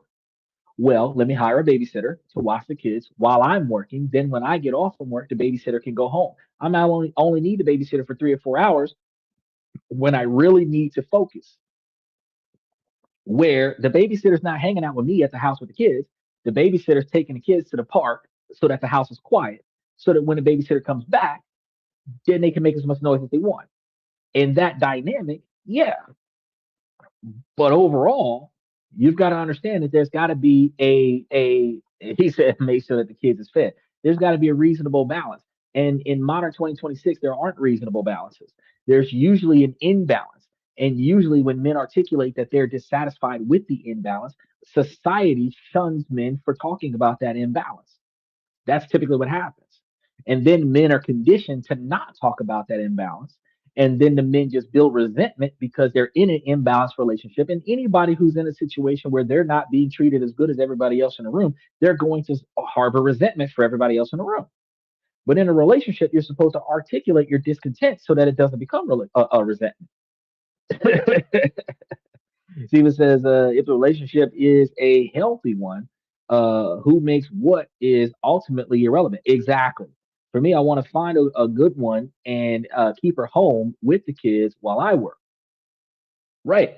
But for me, I work from home, so I wouldn't mind if she left the house to go to work. You know, I don't expect her to stay home with me 24/7. But for me, if I make enough money for the both of us and she doesn't have to work, we're both at the house 24/7. Unless she decides to leave the house and go do something other than sit here and stare at me all day. So, in that dynamic, right? When I'm not working, since we're both at the house, that's when I would prioritize trying to go and help her do some other things around the house. In that dynamic, since she understands that I work from home, if we've got kids at the house that aren't in school during the time that I work, then she would prioritize taking the kids out of the house so that they're not making noise in the background, disturbing me from my work. Still mutual respect. I completely agree with you, Stephen. It's a situation where it doesn't the quantity of capital that you put into the relationship is not a definitive factor in who has the most authority in a relationship, but it definitely plays a huge impact on it. Because if you're paying more for this ride than I'm paying, I should not be telling you which direction we're going. I mean that's fair to say, right? If I bought the plane, you shouldn't be telling me how to fly it unless you're a pilot, right? And that's kind of what people don't understand is that while there can be some feminine leaders, those feminine leaders still have a feminine role that puts them in a subordinate position to the husband that they choose, specifically because the women want the man to make the leading decision. Not just because men do it better, because women want men to lead. They want men to protect. They want men to provide. And for a man to lead, and protect. Before we even get to the provision part, protect requires strategy. Strategy requires execution of the strategy. And executing the strategy requires delegation, calling plays, just like a quarterback, just like a football coach, so that the other parties on the team know what we're doing, when we're doing it, why we're doing it. In some situations, I can't tell you why because it's an emergency, but I can tell you why after the fact. So when I tell you, hey, we got to go, we got to go. Not, oh, why are you leaving now? We just got here. By the time I finish explaining to you why we're leaving, we both got shot. But had I said it's time to go, when you would have got your ass up, got your stuff, and we just left, and then while we're leaving, 2 miles down the road, why'd you make us leave? That made sense. That made sense because we're talking about it after the fact, right? But if I say let's go and you're going to challenge that, then we've got a problem. If I say stay here, well, I'll go check that out, and you no, I want to come with you. You're going to put yourself in danger, which distracts me from protecting you from danger. Now I got to be the shield to the onslaught that's happening to you because you put yourself in danger, which sacrifices me because I can't offense and defense at the same time. You don't use your sword and your shield at the same time. You use your sword, then you use your shield, or you use your shield, then you use your sword. He said you better switch tanks. Nope, don't need to. We'll switch wives. That's what we'll do. All right, let's go ahead and check the base with the next one. People who left a good marriage in your 30s. How did you know it was time? How did you know whether your marriage was fundamentally over versus whether another relationship was making you see your marriage differently? As a 35-year-old woman, married for 8 years, together for 14, no children. My husband and I moved countries together a few years ago, built a stable life, owned property together, adopted a dog, and did 6 months of couples therapy. There is no abuse and no obvious major conflict. We are genuinely very good friends. We work well as a team and share similar long-term values around life and building a future. We also used to be very in love and had years where I felt excited and emotionally connected in the relationship, which is part of why I struggle to tell whether this is a phase, burnout, or whether something more fundamental changed. But for a long time, I felt emotionally and romantically disconnected. We've had a dead bedroom for about 2 years, initiated by me. And at this point, I struggle to imagine that part returning. I no longer really feel admiration or aliveness in the relationship. I care deeply about him and love him in many ways. But increasingly, it feels like we became companions and co-builders rather than lovers. I don't look forward to our vacations together anymore. There are also moments when I don't feel emotionally safe around him, not because he is abusive or bad for me, but because in difficult moments I sometimes don't trust him to support me and advocate for me in the way I emotionally need. We tried couples therapy and eventually stopped because it felt like we were circling the same discussions without getting to something deeper.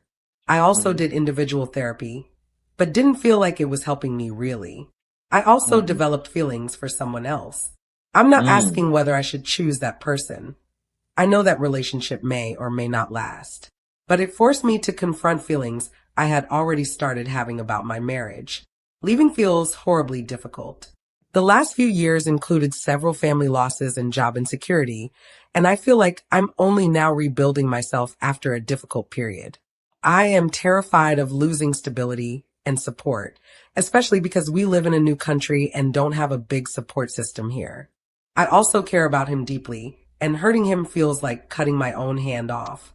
Part of what makes this difficult is that my father left my mother for someone else when I was young, and I promised myself I would never do that to another person. For people who have been through something similar, how did you tell the difference between a marriage that had truly run its course and one that could still be rebuilt? Okay, let's start with Steven's comment. He says, she has a good man that takes her on vacations, so she keeps the bed empty. Some motherfuckers can be pleased.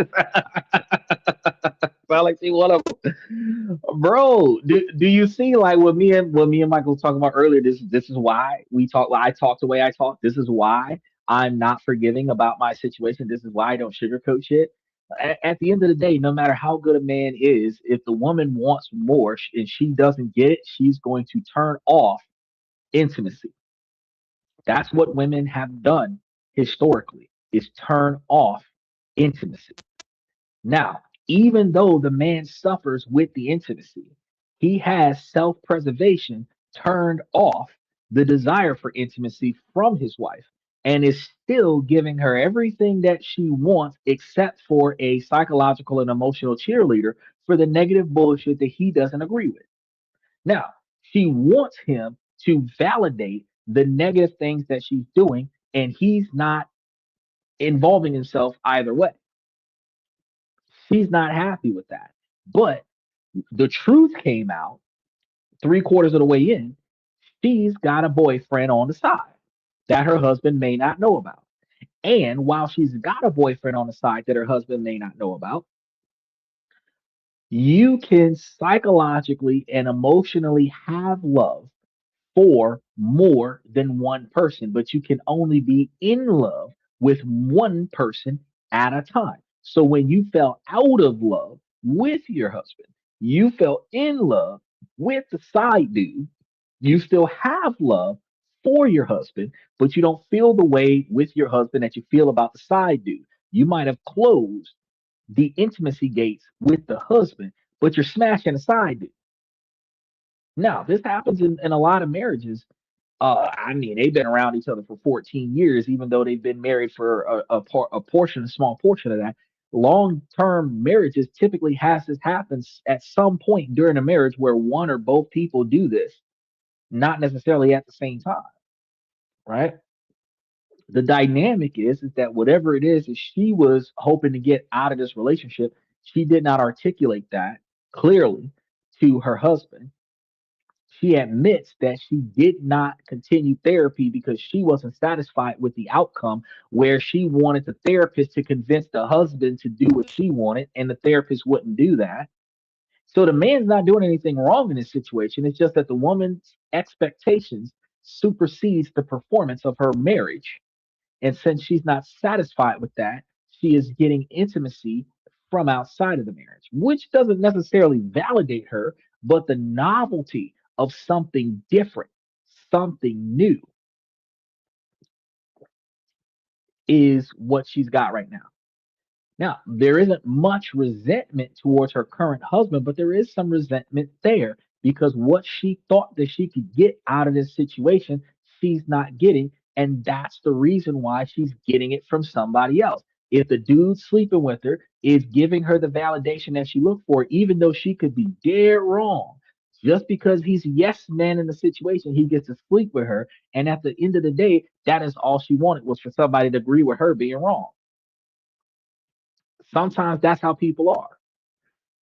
But as men, we have to stand on our non-negotiable expectations for behavior. This man is, like you said, he's taking her on trips. They got a good life together. They done bought a bunch of property together. They got a stable foundation around themselves.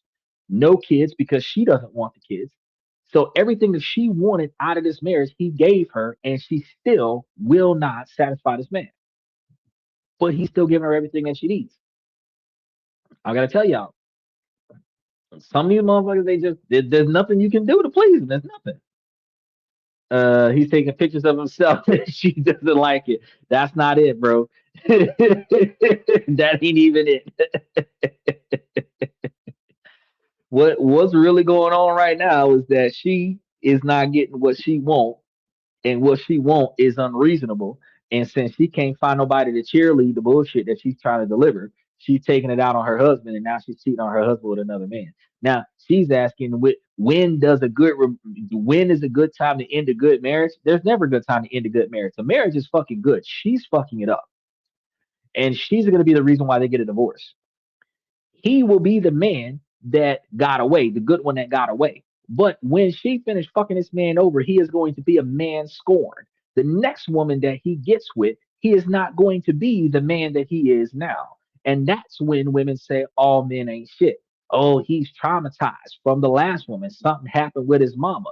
A bad woman got with a good man, and lingered with that good man like a parasite until she destroyed that good man. And now that man is damaged goods for the next woman. And when the next woman comes, she don't get the good man that once was there. At the end of the day, I'm going to say the marriage is good for her, but she's not happy with it. The marriage is not good for him.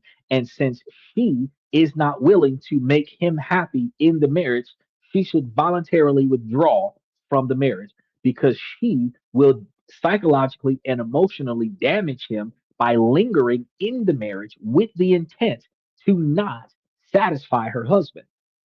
And they're still going to end up getting a divorce.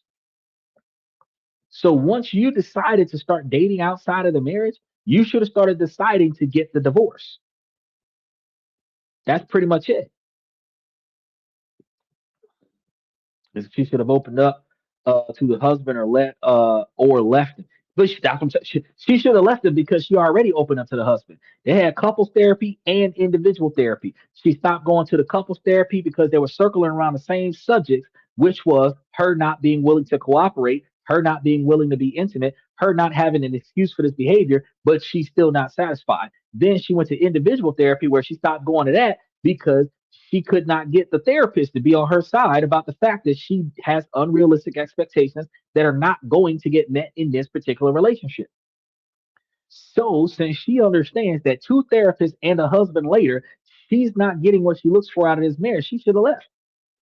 He says, since she stepped out of the, she stepped out, that woman is trash. I would leave her quickly and move on if I were him. But see, that's the thing. I don't think he knows that she cheated on him.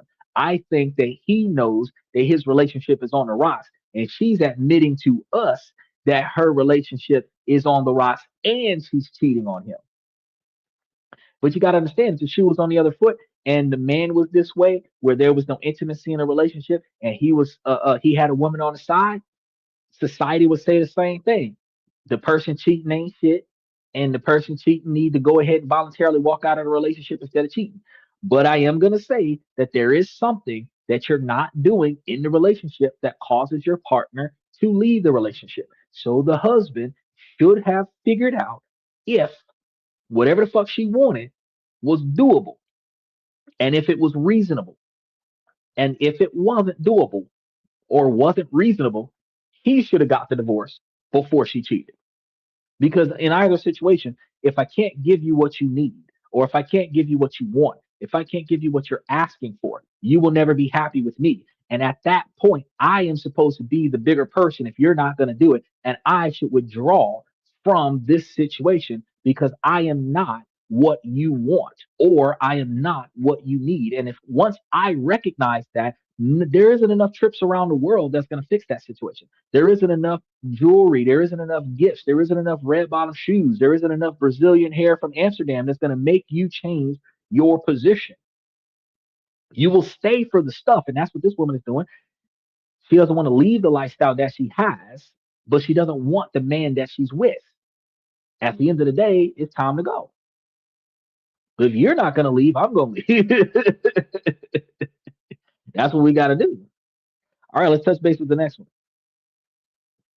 I'm really struggling with a relationship decision and need outside perspectives as a 23-year-old female. I dated a guy for 4 years. We met in high school, grew up together, lived together, and overall had a really great relationship. During that relationship, I started partying and drinking, and I ended up cheating on him with a girl I met. We broke up because of it. At the time, I thought I wanted freedom and to finally live, because I had basically been in long relationships back to back my whole life. But honestly, I realized pretty quickly that partying and that lifestyle weren't actually fulfilling to me. I stayed with the girl I cheated with, and we've now been together almost 4 years, but our relationship has been rocky from the start. We argue a lot, clash personality-wise, and we also work together, which adds a lot of stress. We also don't really agree on a lot of long-term goals or values, and sometimes I feel emotionally alone because of how differently we think and live. At the same time, I care about her deeply and we have built a bond. I can't imagine hurting her. I would genuinely miss her if I walked away. I want to clarify too that I'm technically not fully with either of them right now. My ex knows the entire situation and knows I've been going back and forth trying to figure out what I want. My current partner thinks we're more on a break right now. The complicated part is that my ex recently came back into my life and told me he'd be willing to try again with me. For years I thought that's what I wanted more than anything because I carried so much guilt over hurting him and always felt like I made the biggest mistake of my life. When we reconnected about a month ago, he was actually in a relationship and the girl was pregnant. He told me he was never fully invested and always thought about me. The girl ended up getting an abortion, and he pretty much left that relationship immediately after we started talking again. So now I feel pressure. With him, things feel easy. We think very similarly, want the same things out of life, and he's incredibly supportive of me. I know I could build a stable future, marriage, kids with him. But at the same time, I don't know if I'm romanticizing the past because of nostalgia and guilt. And I also can't ignore that family/societal pressure about being with a woman long-term probably affects my thinking too. Something else important is that change has always been extremely hard for me, even since childhood. Nostalgia controls a huge part of my life. I have a pattern where I'll think something is wrong for me or making me unhappy, but the second I lose it, suddenly my brain turns it into the greatest thing I ever had. Because of that, I honestly don't fully trust myself or my emotions. I'm scared that if I leave my current relationship, I'll romanticize it afterward and regret everything. But I'm also scared that if I stay, I'll always wonder about my ex and whether I missed the person I was actually most compatible with. I think deep down part of me worries that even if I got exactly what I wanted tomorrow, I still somehow wouldn't feel happy. Another layer to all of this is that I've worked in strip clubs for the last 4 years, and I'm nervous to be with a man again. And I know people are probably going to tell me I need to be alone, but that feels really hard for me. My job is mentally exhausting. I own businesses, I help take care of my family, and I carry a lot of pressure in my day-to-day life. I need emotional support and stability in my life.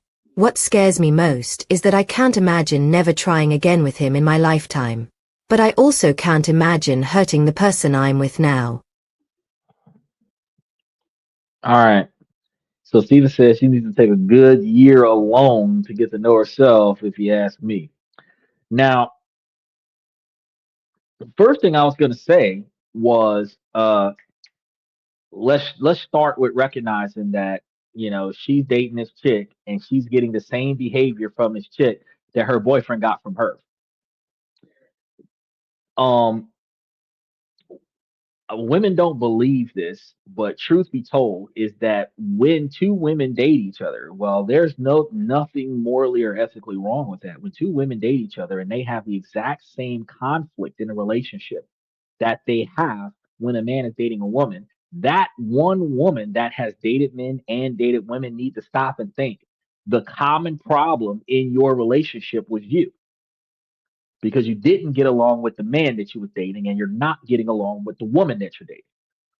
There's something wrong with you. Because if it was just the men, then when you start dating a woman, you'd have no problems.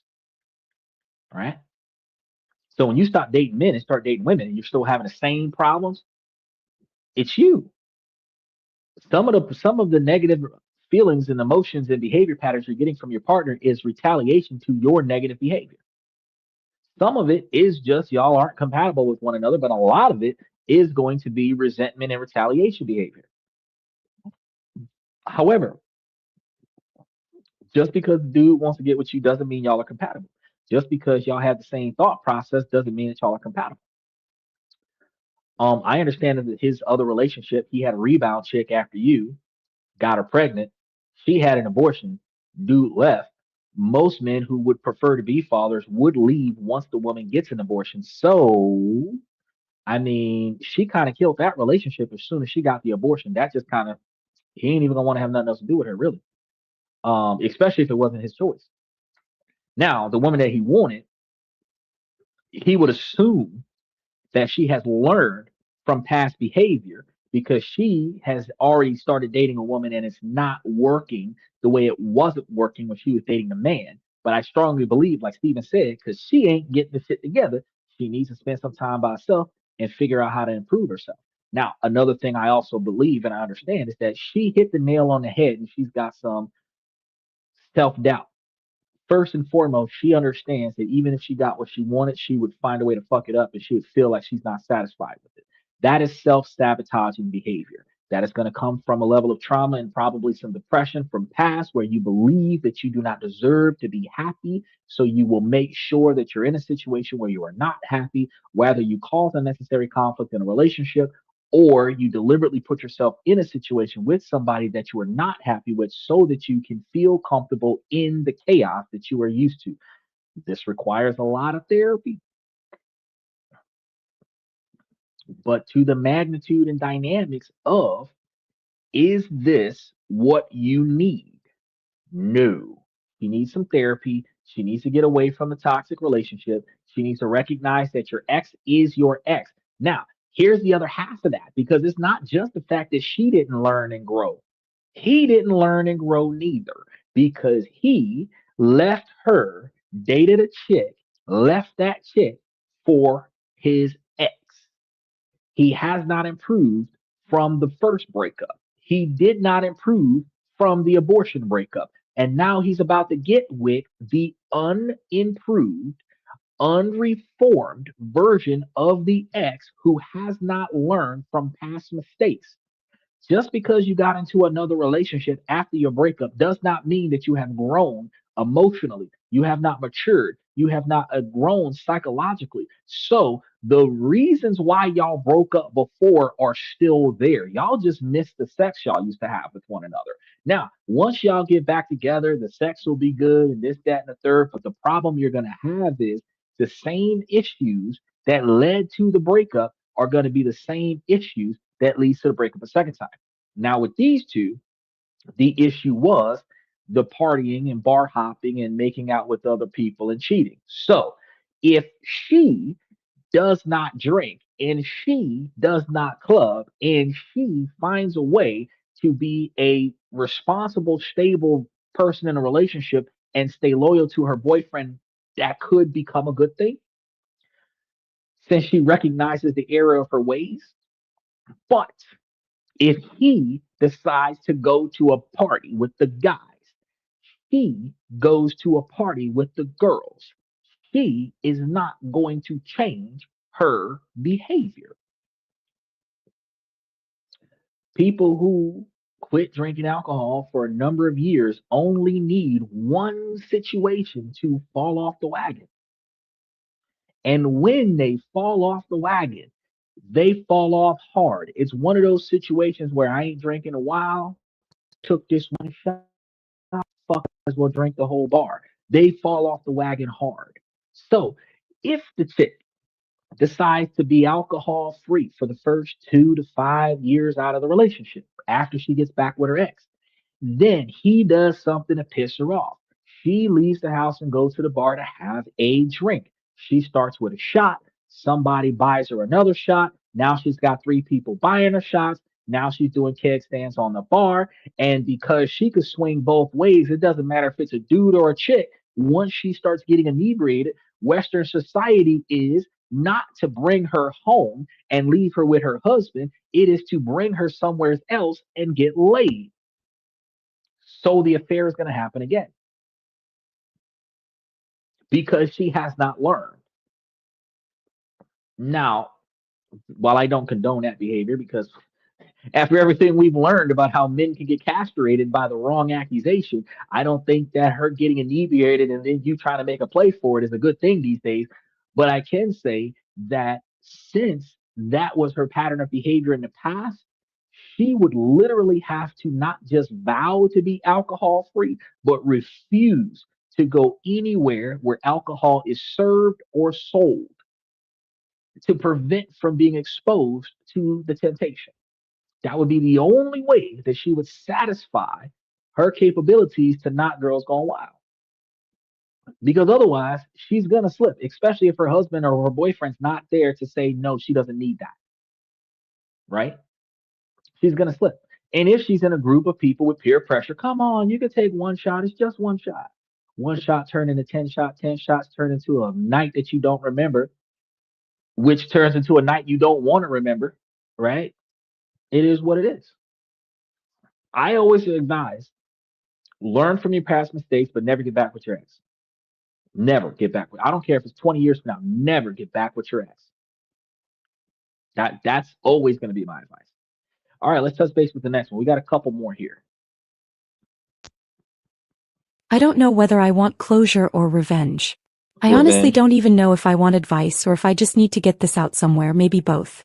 I dated a younger guy from my school. We had history before dating and he genuinely cared about me a lot.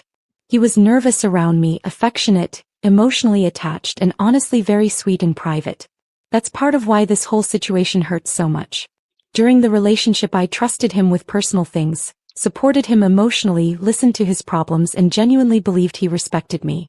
We eventually broke up 2 weeks ago because I started feeling emotionally alone and unsupported toward the end of the relationship. I felt like I was carrying everything emotionally by myself while he slowly stopped putting effort into the relationship. After the breakup, I started hearing rumors that he had apparently been telling people at school private things about our relationship and bragging about it to other boys. He was telling these things while we were still together. When I confronted him about it, he completely denied everything and told me he would never be stupid enough to say things like that, and even blamed another person for spreading rumors. I believed him because I didn't expect him to lie to me about something so personal. But now multiple unrelated people have confirmed basically the same story, including things that would have only come from him. And honestly, I feel disgusted. Not even because people know things. It's more the fact that someone I trusted turned something private and vulnerable into validation from other boys. Apparently he was trying to act more experienced or grown up in front of them, and that genuinely changed the way I see him. The thing is, I don't want him back anymore. I lost trust and a lot of respect too. But I also can't let this go easily. Part of me really wants to confront him face to face and tell him that I know he lied to me, that he broke my trust, and that I genuinely cannot understand how someone who supposedly cared about me could disrespect me like this, and maybe even that I didn't like the experience. I actually didn't. Just when we were together I didn't want to hurt him by saying so. I don't even care what his response would be. I don't want to fix the relationship. I think I just want him to fully realize what he did and how badly it affected the way I see him now. Because for him it was a moment of validation, while for me my reputation is kinda ruined and I feel so hurt. At the same time, another part of me wonders if confronting him would just create more drama and give him emotional power over me again. I would really appreciate any advice or outside perspective right now because I have no idea what the right thing to do. Should I even confront him at all, or should I just let it go and move on quietly? If I do talk to him, would it actually matter hearing his response? And if I should confront him, what's the best way to do it, face to face, over the phone, or not at all? What would you even say to someone who lied to your face and broke your trust like this? Upvote 17, downvote 20. All right, so let's take a look at this because you got a lot of stuff you going into. Um, so you broke up with him first, and that's gonna be the biggest issue that I have with this. You broke up with him first. And you claim that you broke up with him because you did not have the emotional validation that you needed in a relationship. Outside of him talking to his homies about whether or not y'all had sex or not, because that's what boys do. While that may not be appropriate, that's what boys do. Um, and that might be the only thing that personal, private, intimate thing that the guy could talk about that would make sense for you to feel betrayed by, and how your reputation would be impacted by that. However, um, some guys actually talk to their friends about what's going on in their relationship when they don't understand why the relationship isn't going right. And in those situations, they will have to talk about personal matters in their relationship with what they would have thought would have been their trusted friends so that they could get the advice that they need so that they can make their relationship work. Guys put more effort into making their relationships work even when the relationship has already failed long before the relationship is over than what women do. Women typically only communicate with their network to get validation on walking out of a relationship. Usually, the women get validation on making bad choices. They do not get validation on making good choices. Guys look for alternatives. If they don't have a solution, they try to find solutions from other guys. They don't choose the right guys all the time, because if you remember Martin from back in the day, he used to get advice from Tommy and Cole, and Tommy and Cole used to always give him the wrong advice.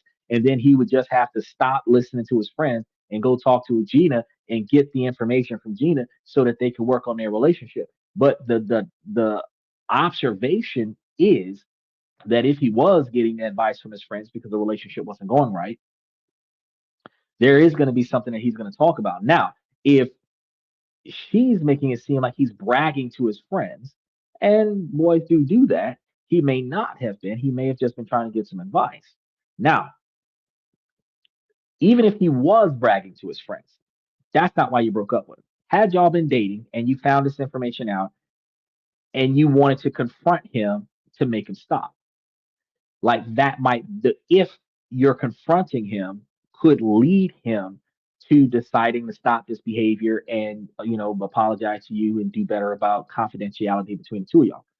Then if he doesn't perform well with agreeing to work this out with you, then probably going to break up with him. You broke up with him and then found out that some information about your relationship may have been leaked by him.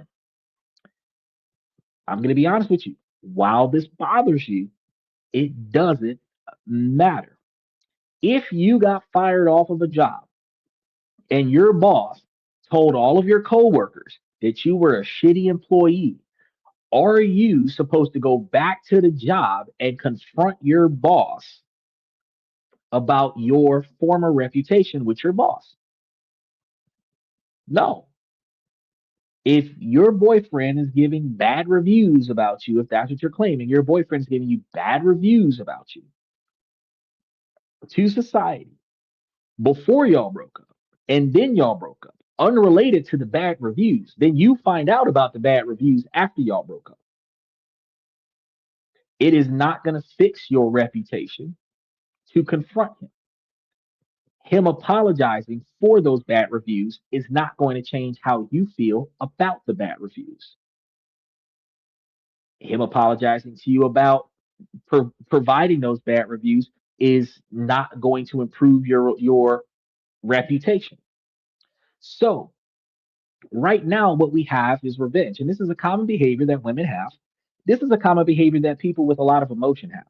Is that when you have been wronged by somebody, you want an area of justice where you have to do something to make them suffer so that you can feel validated that they now hurt as much as you used to hurt, that they have now paid the way you've paid, not in a similar fashion.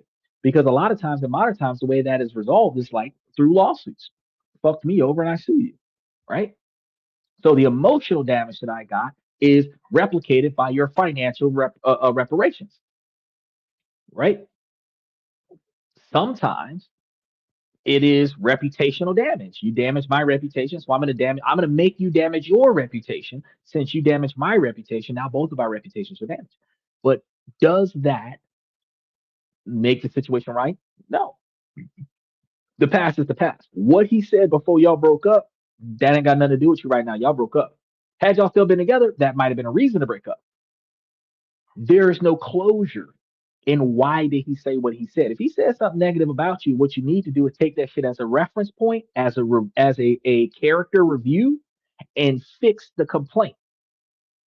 Whatever you weren't doing that you should have been doing, start doing it for the next relationship. Whatever you were doing that you should not have been doing, stop doing it for the next relationship. But don't go confront the complainer for having a complaint. Steven says that boss can keep talking trash, just don't run into me in public. Well, look, I'm gonna be real with you. I didn't have some bosses that have not had positive things to say, and I respect that. And some people feel like you shouldn't. Look, they got people. I don't have positive things to say about everybody that I come across, but at the same time, though, I'm not going to tell everybody in the world that this person is a garbage person to be around. I got exes that I didn't had negative experiences with. Part of the reasons why they're exes. I won't even name their names. They are like Voldemort, she who shall not be named kind of situations where that went south. And I'm going to learn from it, but I'm not going to talk about it. Now, if somebody I know bring that name to me, show me a photo and confirm that that is the same person that I had a negative experience with as a reference point, I'll let them know, bro, I got bad reviews about this product. But will I hunt that person down and tell that person's network how bad of a person that person is? No, I don't give a fuck about that person. We're no longer interacting in each other's worlds. So if she had bad things to say about me, I'm not gonna lose sleep at night over that.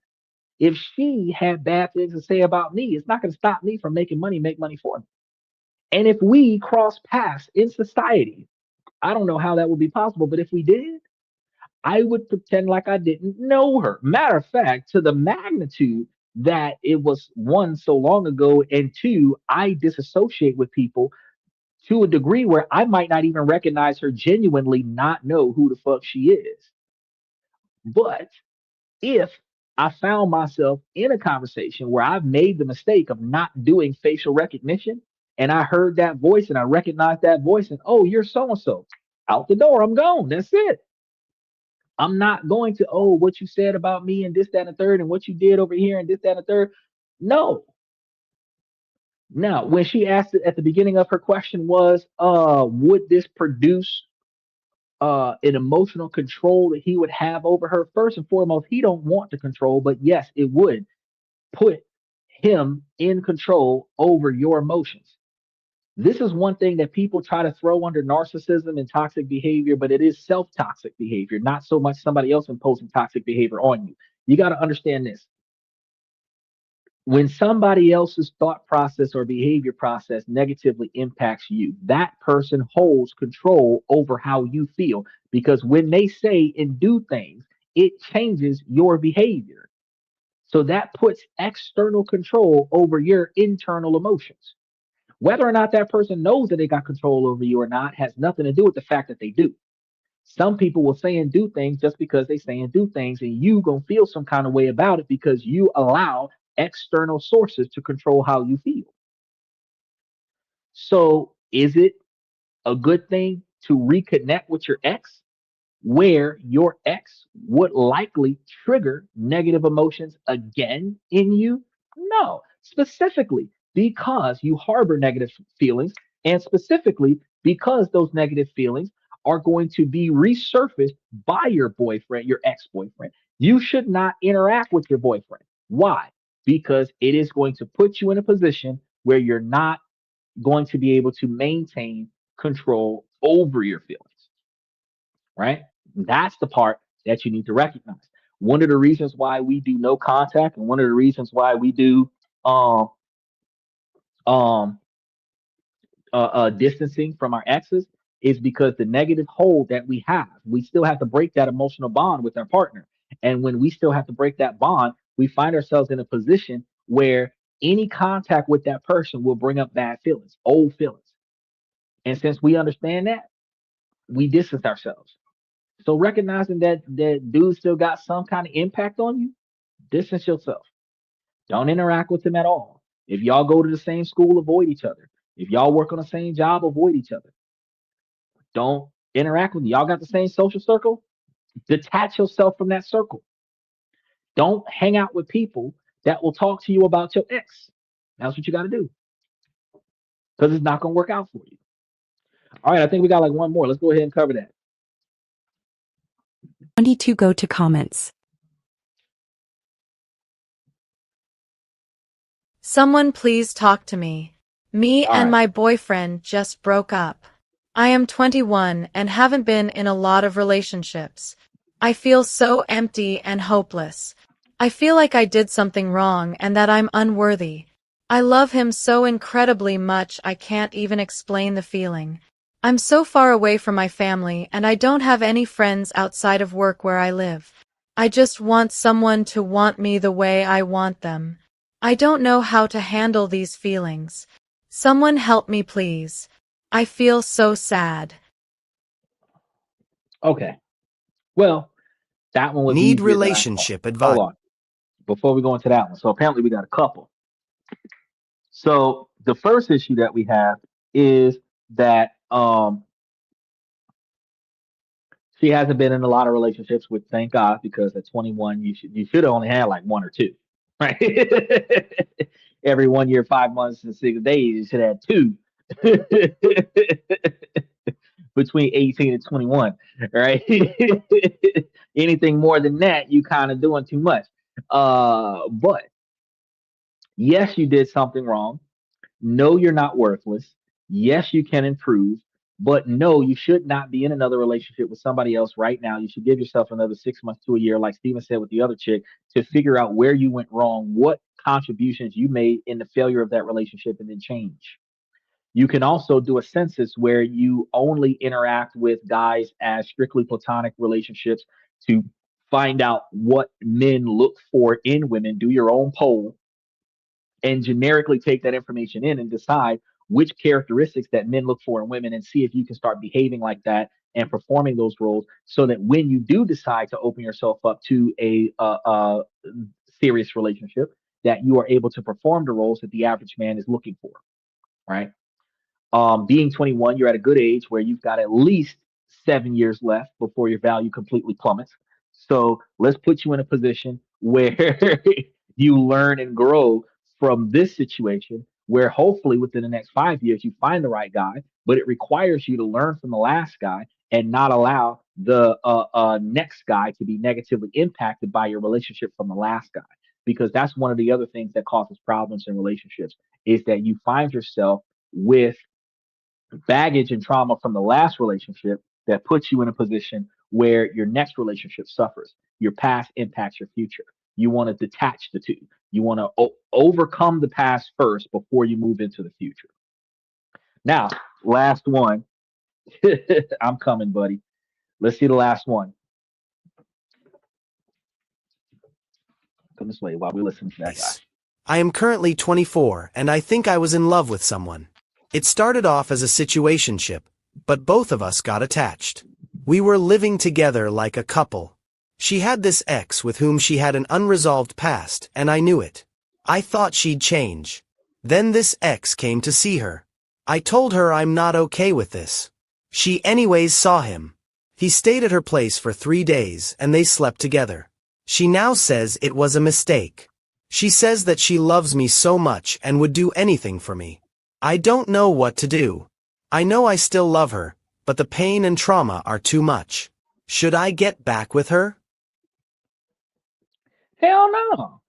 She made her choice. Here's the issue. You as a man was dating this girl, and she's got an ex-boyfriend that she still got feelings for. First and foremost, your first mistake was you probably started dating this girl immediately after she broke up with her boyfriend, and there's a lot of the times where she left her boyfriend for you, right? So you the rebound. Now the problem, Steven says, you already know what I'll say to her. She can kick rocks. Uh, like the Isley brothers. Get your shit. But I'm sitting over here saying, like, okay, so y'all dating. She started talking to her boyfriend, her ex-boyfriend, after you told her not to. They spent 3 days shagging. She come back and talk to you about it. Oh, I regret it. I'll do anything. No, she'll do anything that she want to do, because if you're gonna take her back, then that means that she has every opportunity to cheat on you again, because she was willing to smash this dude, which destroys your relationship, right?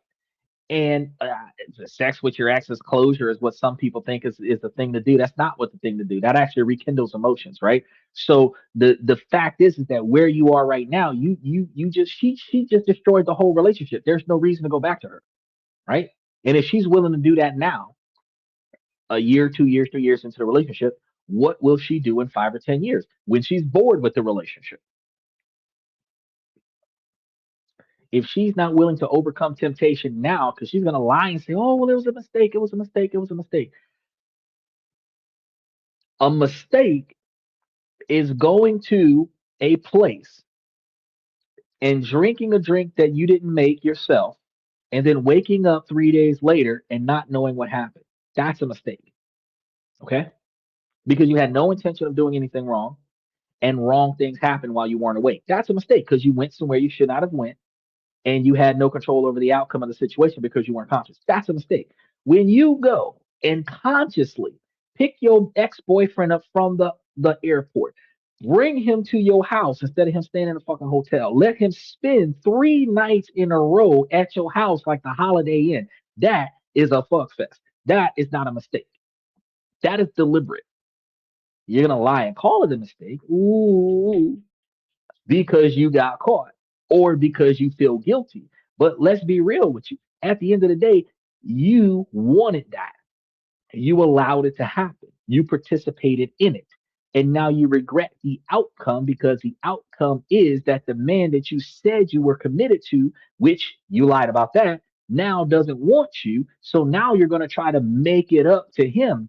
I don't understand the way women believe that if a man sleeps with another woman, that he has so little value that there is absolutely no way that she can allow him to even touch her again, right? But when a woman does the exact same thing, you can forgive me, it'll be fine. I'll make it up to you. How? How? You would be repulsed if I slept with another woman. You wouldn't want me to touch you again if I slept with another woman. You would be imagining all the things that I did and how I performed with her, and that would repulse you even more. Now, if that is what's going through your mind, if I sleep with you, what do you think is going through the man's mind? Right? Because body counts don't matter to women, body counts matter to men. So if you're holding a body count to hostage on a man, it is 100 times worse when a woman does it, right? So the dynamic here is going to be that relationship is dead. That relationship is long dead. I don't even understand why he even trying to. But see, men are going to need more closure than women because women need validation. Men need closure because at the end of the day, dude is talking about how it's over. Should I get back because he still love her? And I understand you love her, but uh, that's not a healthy relationship to be in. The money you're going to spend on that is going to be extensive. It's going to be extensive because you're going to have to pay for extra bullshit. She's gonna pay for extra bullshit. Y'all gonna have GPS trackers on your phones. Y'all gonna be going through each other's passwords, looking through each other's histories to make sure that infidelity is not continuing in the relationship. Y'all relationship is off to a bad start.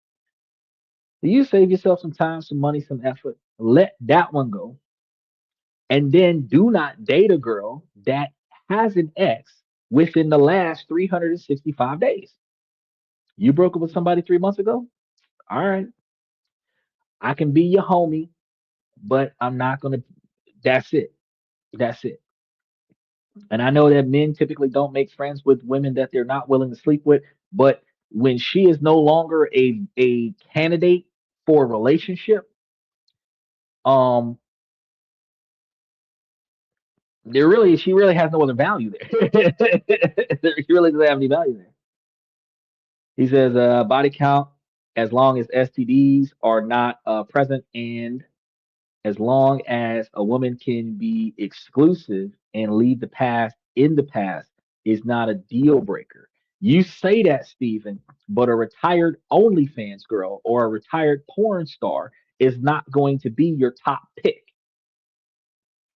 You might not say no to sleeping with the girl if she shows you an STD report that says that she hasn't had an STD recently, but it's not like a Carfax situation. She's not going to give you her whole last 25 or 30 years worth of STD tests to show you that she's never had an STD in her life.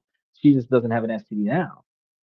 Now, if she tells you the truth and reminds you of that one time at 18 that she got an STD, which would have been 20 years ago if she's 38 right now, you're not going to say, oh, well, I don't want to date a girl that's ever had an STD in their life because that's going to be highly improbable. Anybody that's sexually active has had near misses, if not direct contact with STDs throughout their sex life, especially if you're doing unprotected sex.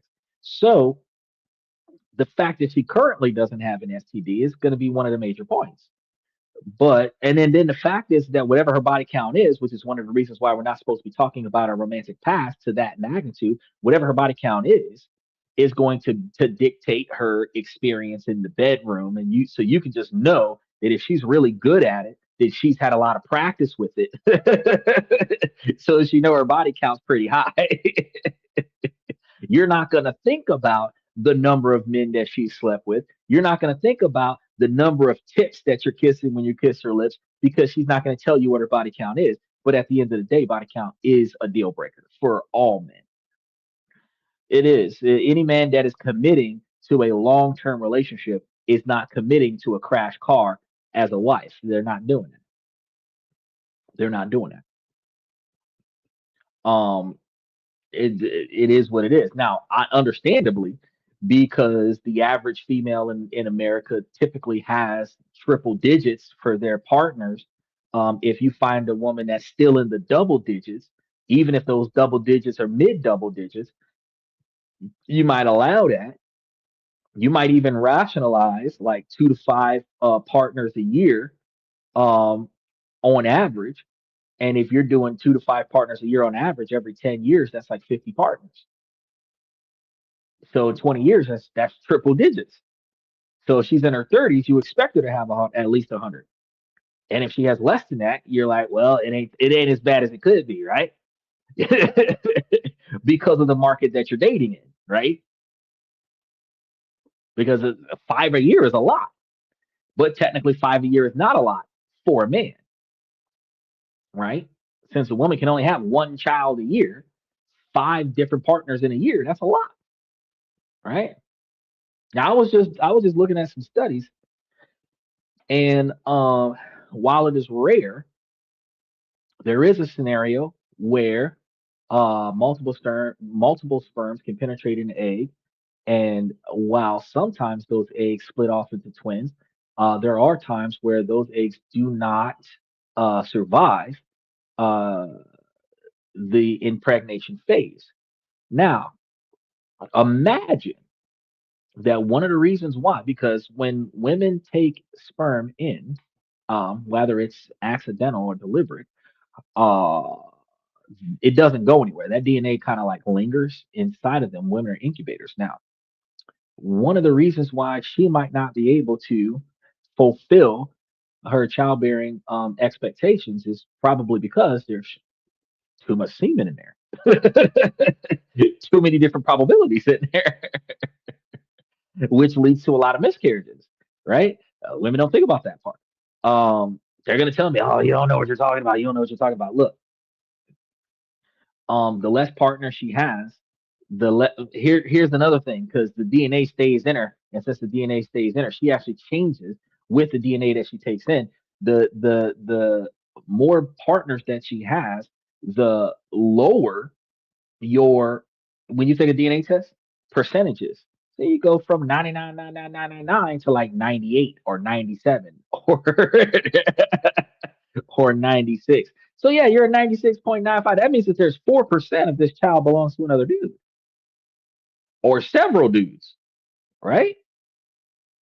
We don't think about that part. We just say, well, the majority of the DNA belongs to one person, and that person is the father, the majority shareholder of the child's DNA, right? Well, some of that might be the mom. No. You're comparing how much of the child's male DNA belongs to me and how much of the child's female DNA belongs to her, right? So out of the child's male DNA, if 96% of it is mine, then 4% of the male DNA in this child belongs to another man. So when you say body count don't matter as long as they don't currently have any STDs, even if she's willing to be exclusive, let's think of like Amanda Danger. Y'all know that girl. If she walked up to you and was like, "Oh, I'll be your wife," you'll be like, "Nah, bro, I'm straight." Because at the end of the day, you already know what she's been doing. You done seen all the videos. You already know what she's done. You know what she been, right? Yeah, she might be something to do. And this is the thing: the mindset of men. is that it doesn't matter what your body count is if you are a jump off. So if I'm going to sleep with you like every other guy slept with you, I'm not opposed to my personal preferences and my standards just to sleep with you. Because my standards to sleep with you is not my standards to commit to a lifelong partner. And every man has two levels of standards. One standard that men have is that you have to have a pulse and be of legal age, because if it wasn't for the legal age situation where you go to jail, a lot of men would be aiming a lot lower in age. Whether people agree with that or not, it is the truth. You've got certain countries around the world where the legal age is like 16 and 13, and they're getting involved. So from the primal perspective, just to sleep with a girl, you've got primarily, she's got to have a pulse and be of legal age. The level of attractiveness is going to be the level of arousal and the level of effort that a man is going to put into trying to sleep with that girl. But that's just sleeping with the girl. She can have every red flag that you would prefer to avoid. But if you're sleeping with this girl with very little effort, those red flags don't matter. Now, when you start talking about long-term commitment, the kind of girl that you would have had a one-night stand with is not the kind of girl you would have as a wife. The kind of girl that you would have had a one-night stand with or frequent one-night stands with, you would not want to be the mother of your children. Now, you can't control it if she ends up being the mother of your children, but that wouldn't be what you would choose to say, my child's mother is a retired porn star. No man would say that. Nobody would say, oh, yeah, that's what I want. I can't help it if it happens, but no man is going to say that's what I want, right? So body count does matter. Body count matters a lot. The body count matters to men as much as the man's financial standard matters to women. That's going to be the truth. Women are insecure about talking about their body counts because they can't take it back. They can't change it. Once they've done it, it's done. A man doesn't want to be disqualified for his financial income, but a man is more willing to talk about his financial income because he can change that. I can go from being a broke ass dude to being a successful guy with 1 or 5 financial decisions, but you can't go from being a 304 to being a none. You are just a retired 304, but a 304 nonetheless. So there's no way that her body count can be redacted.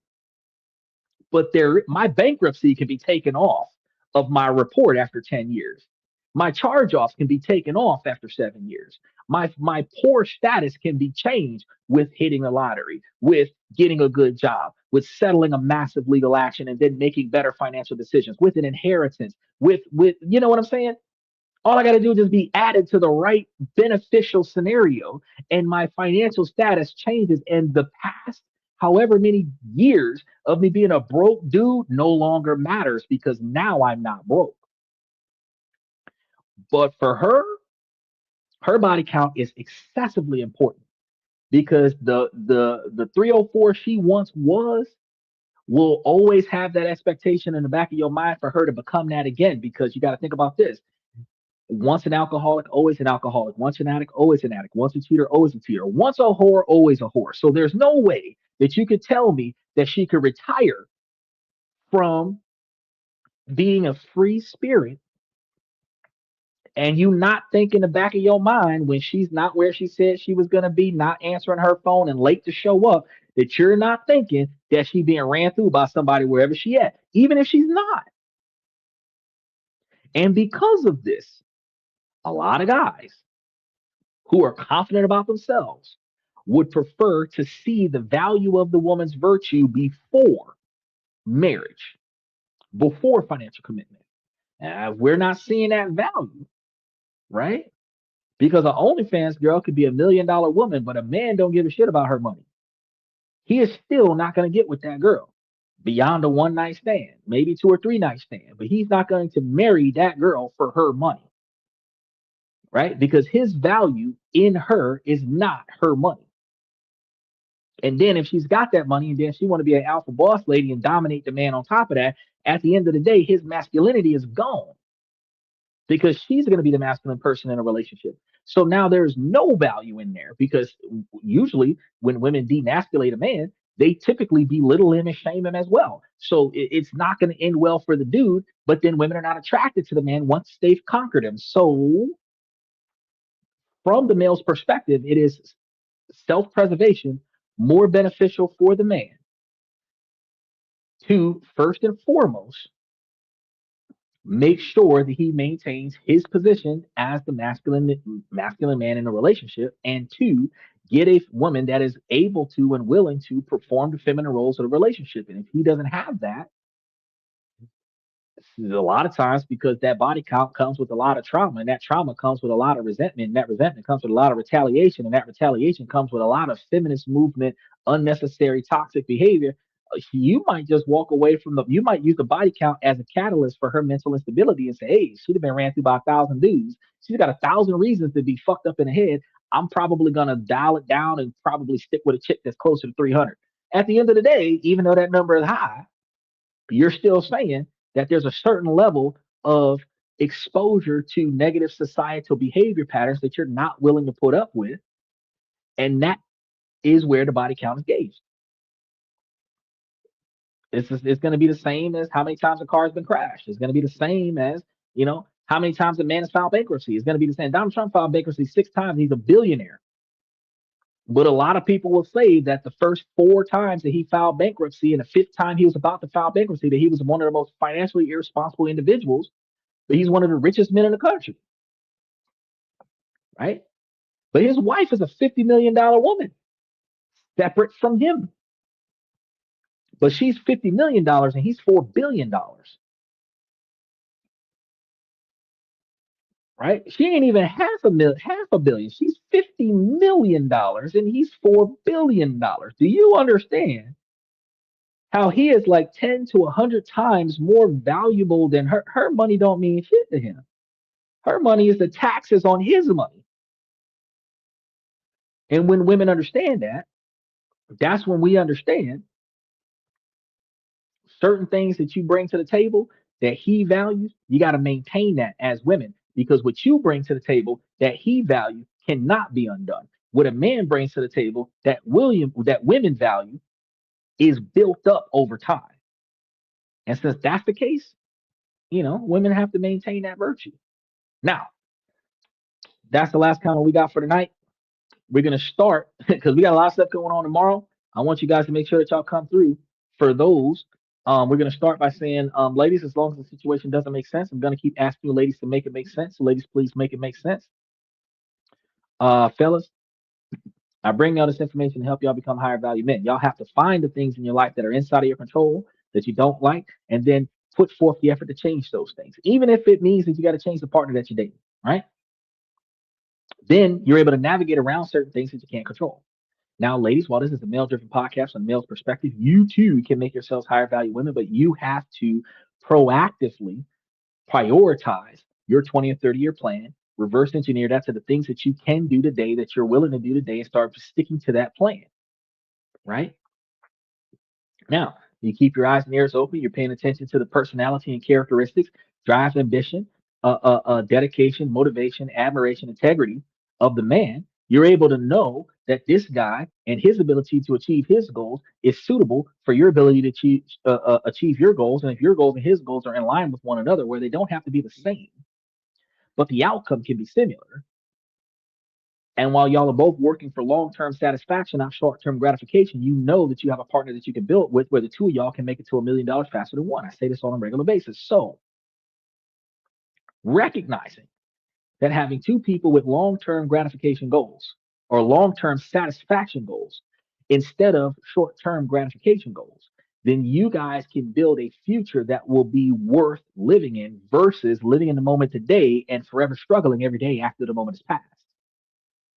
But if one of y'all is living in the moment and the other one's living for the future, you will always be in a conflictual relationship because one of you will be spending what the other one is saving. Or you'll be in conflict where you'll be trying to stop the person from spending what you're trying to save. Either way, those relationships don't last long. Now,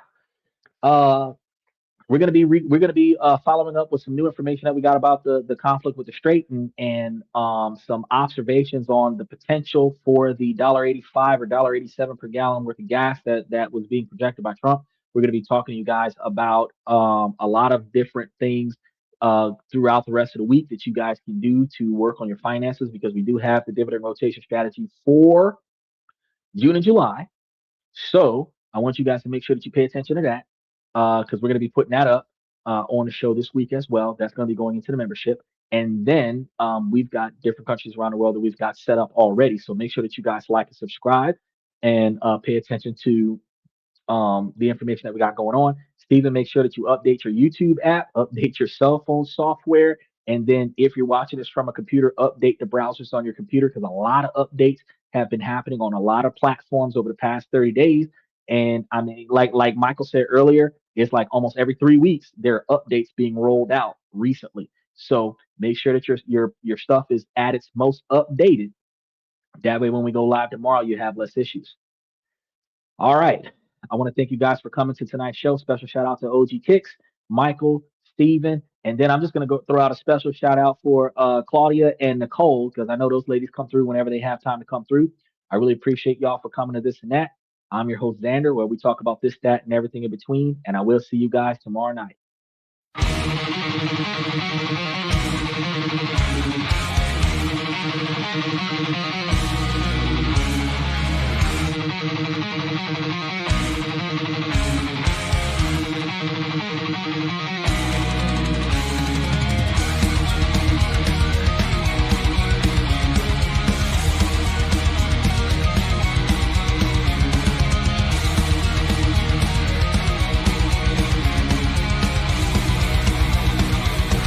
Higher ground.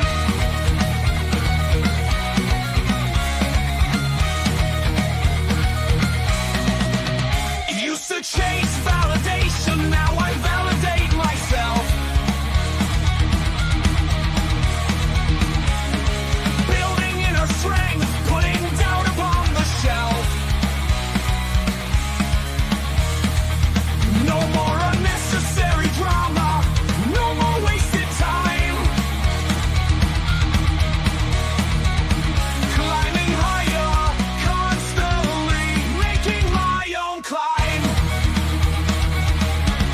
Standing on higher ground where excellence is found. My potential knows no bounds, raising the bar, breaking ground.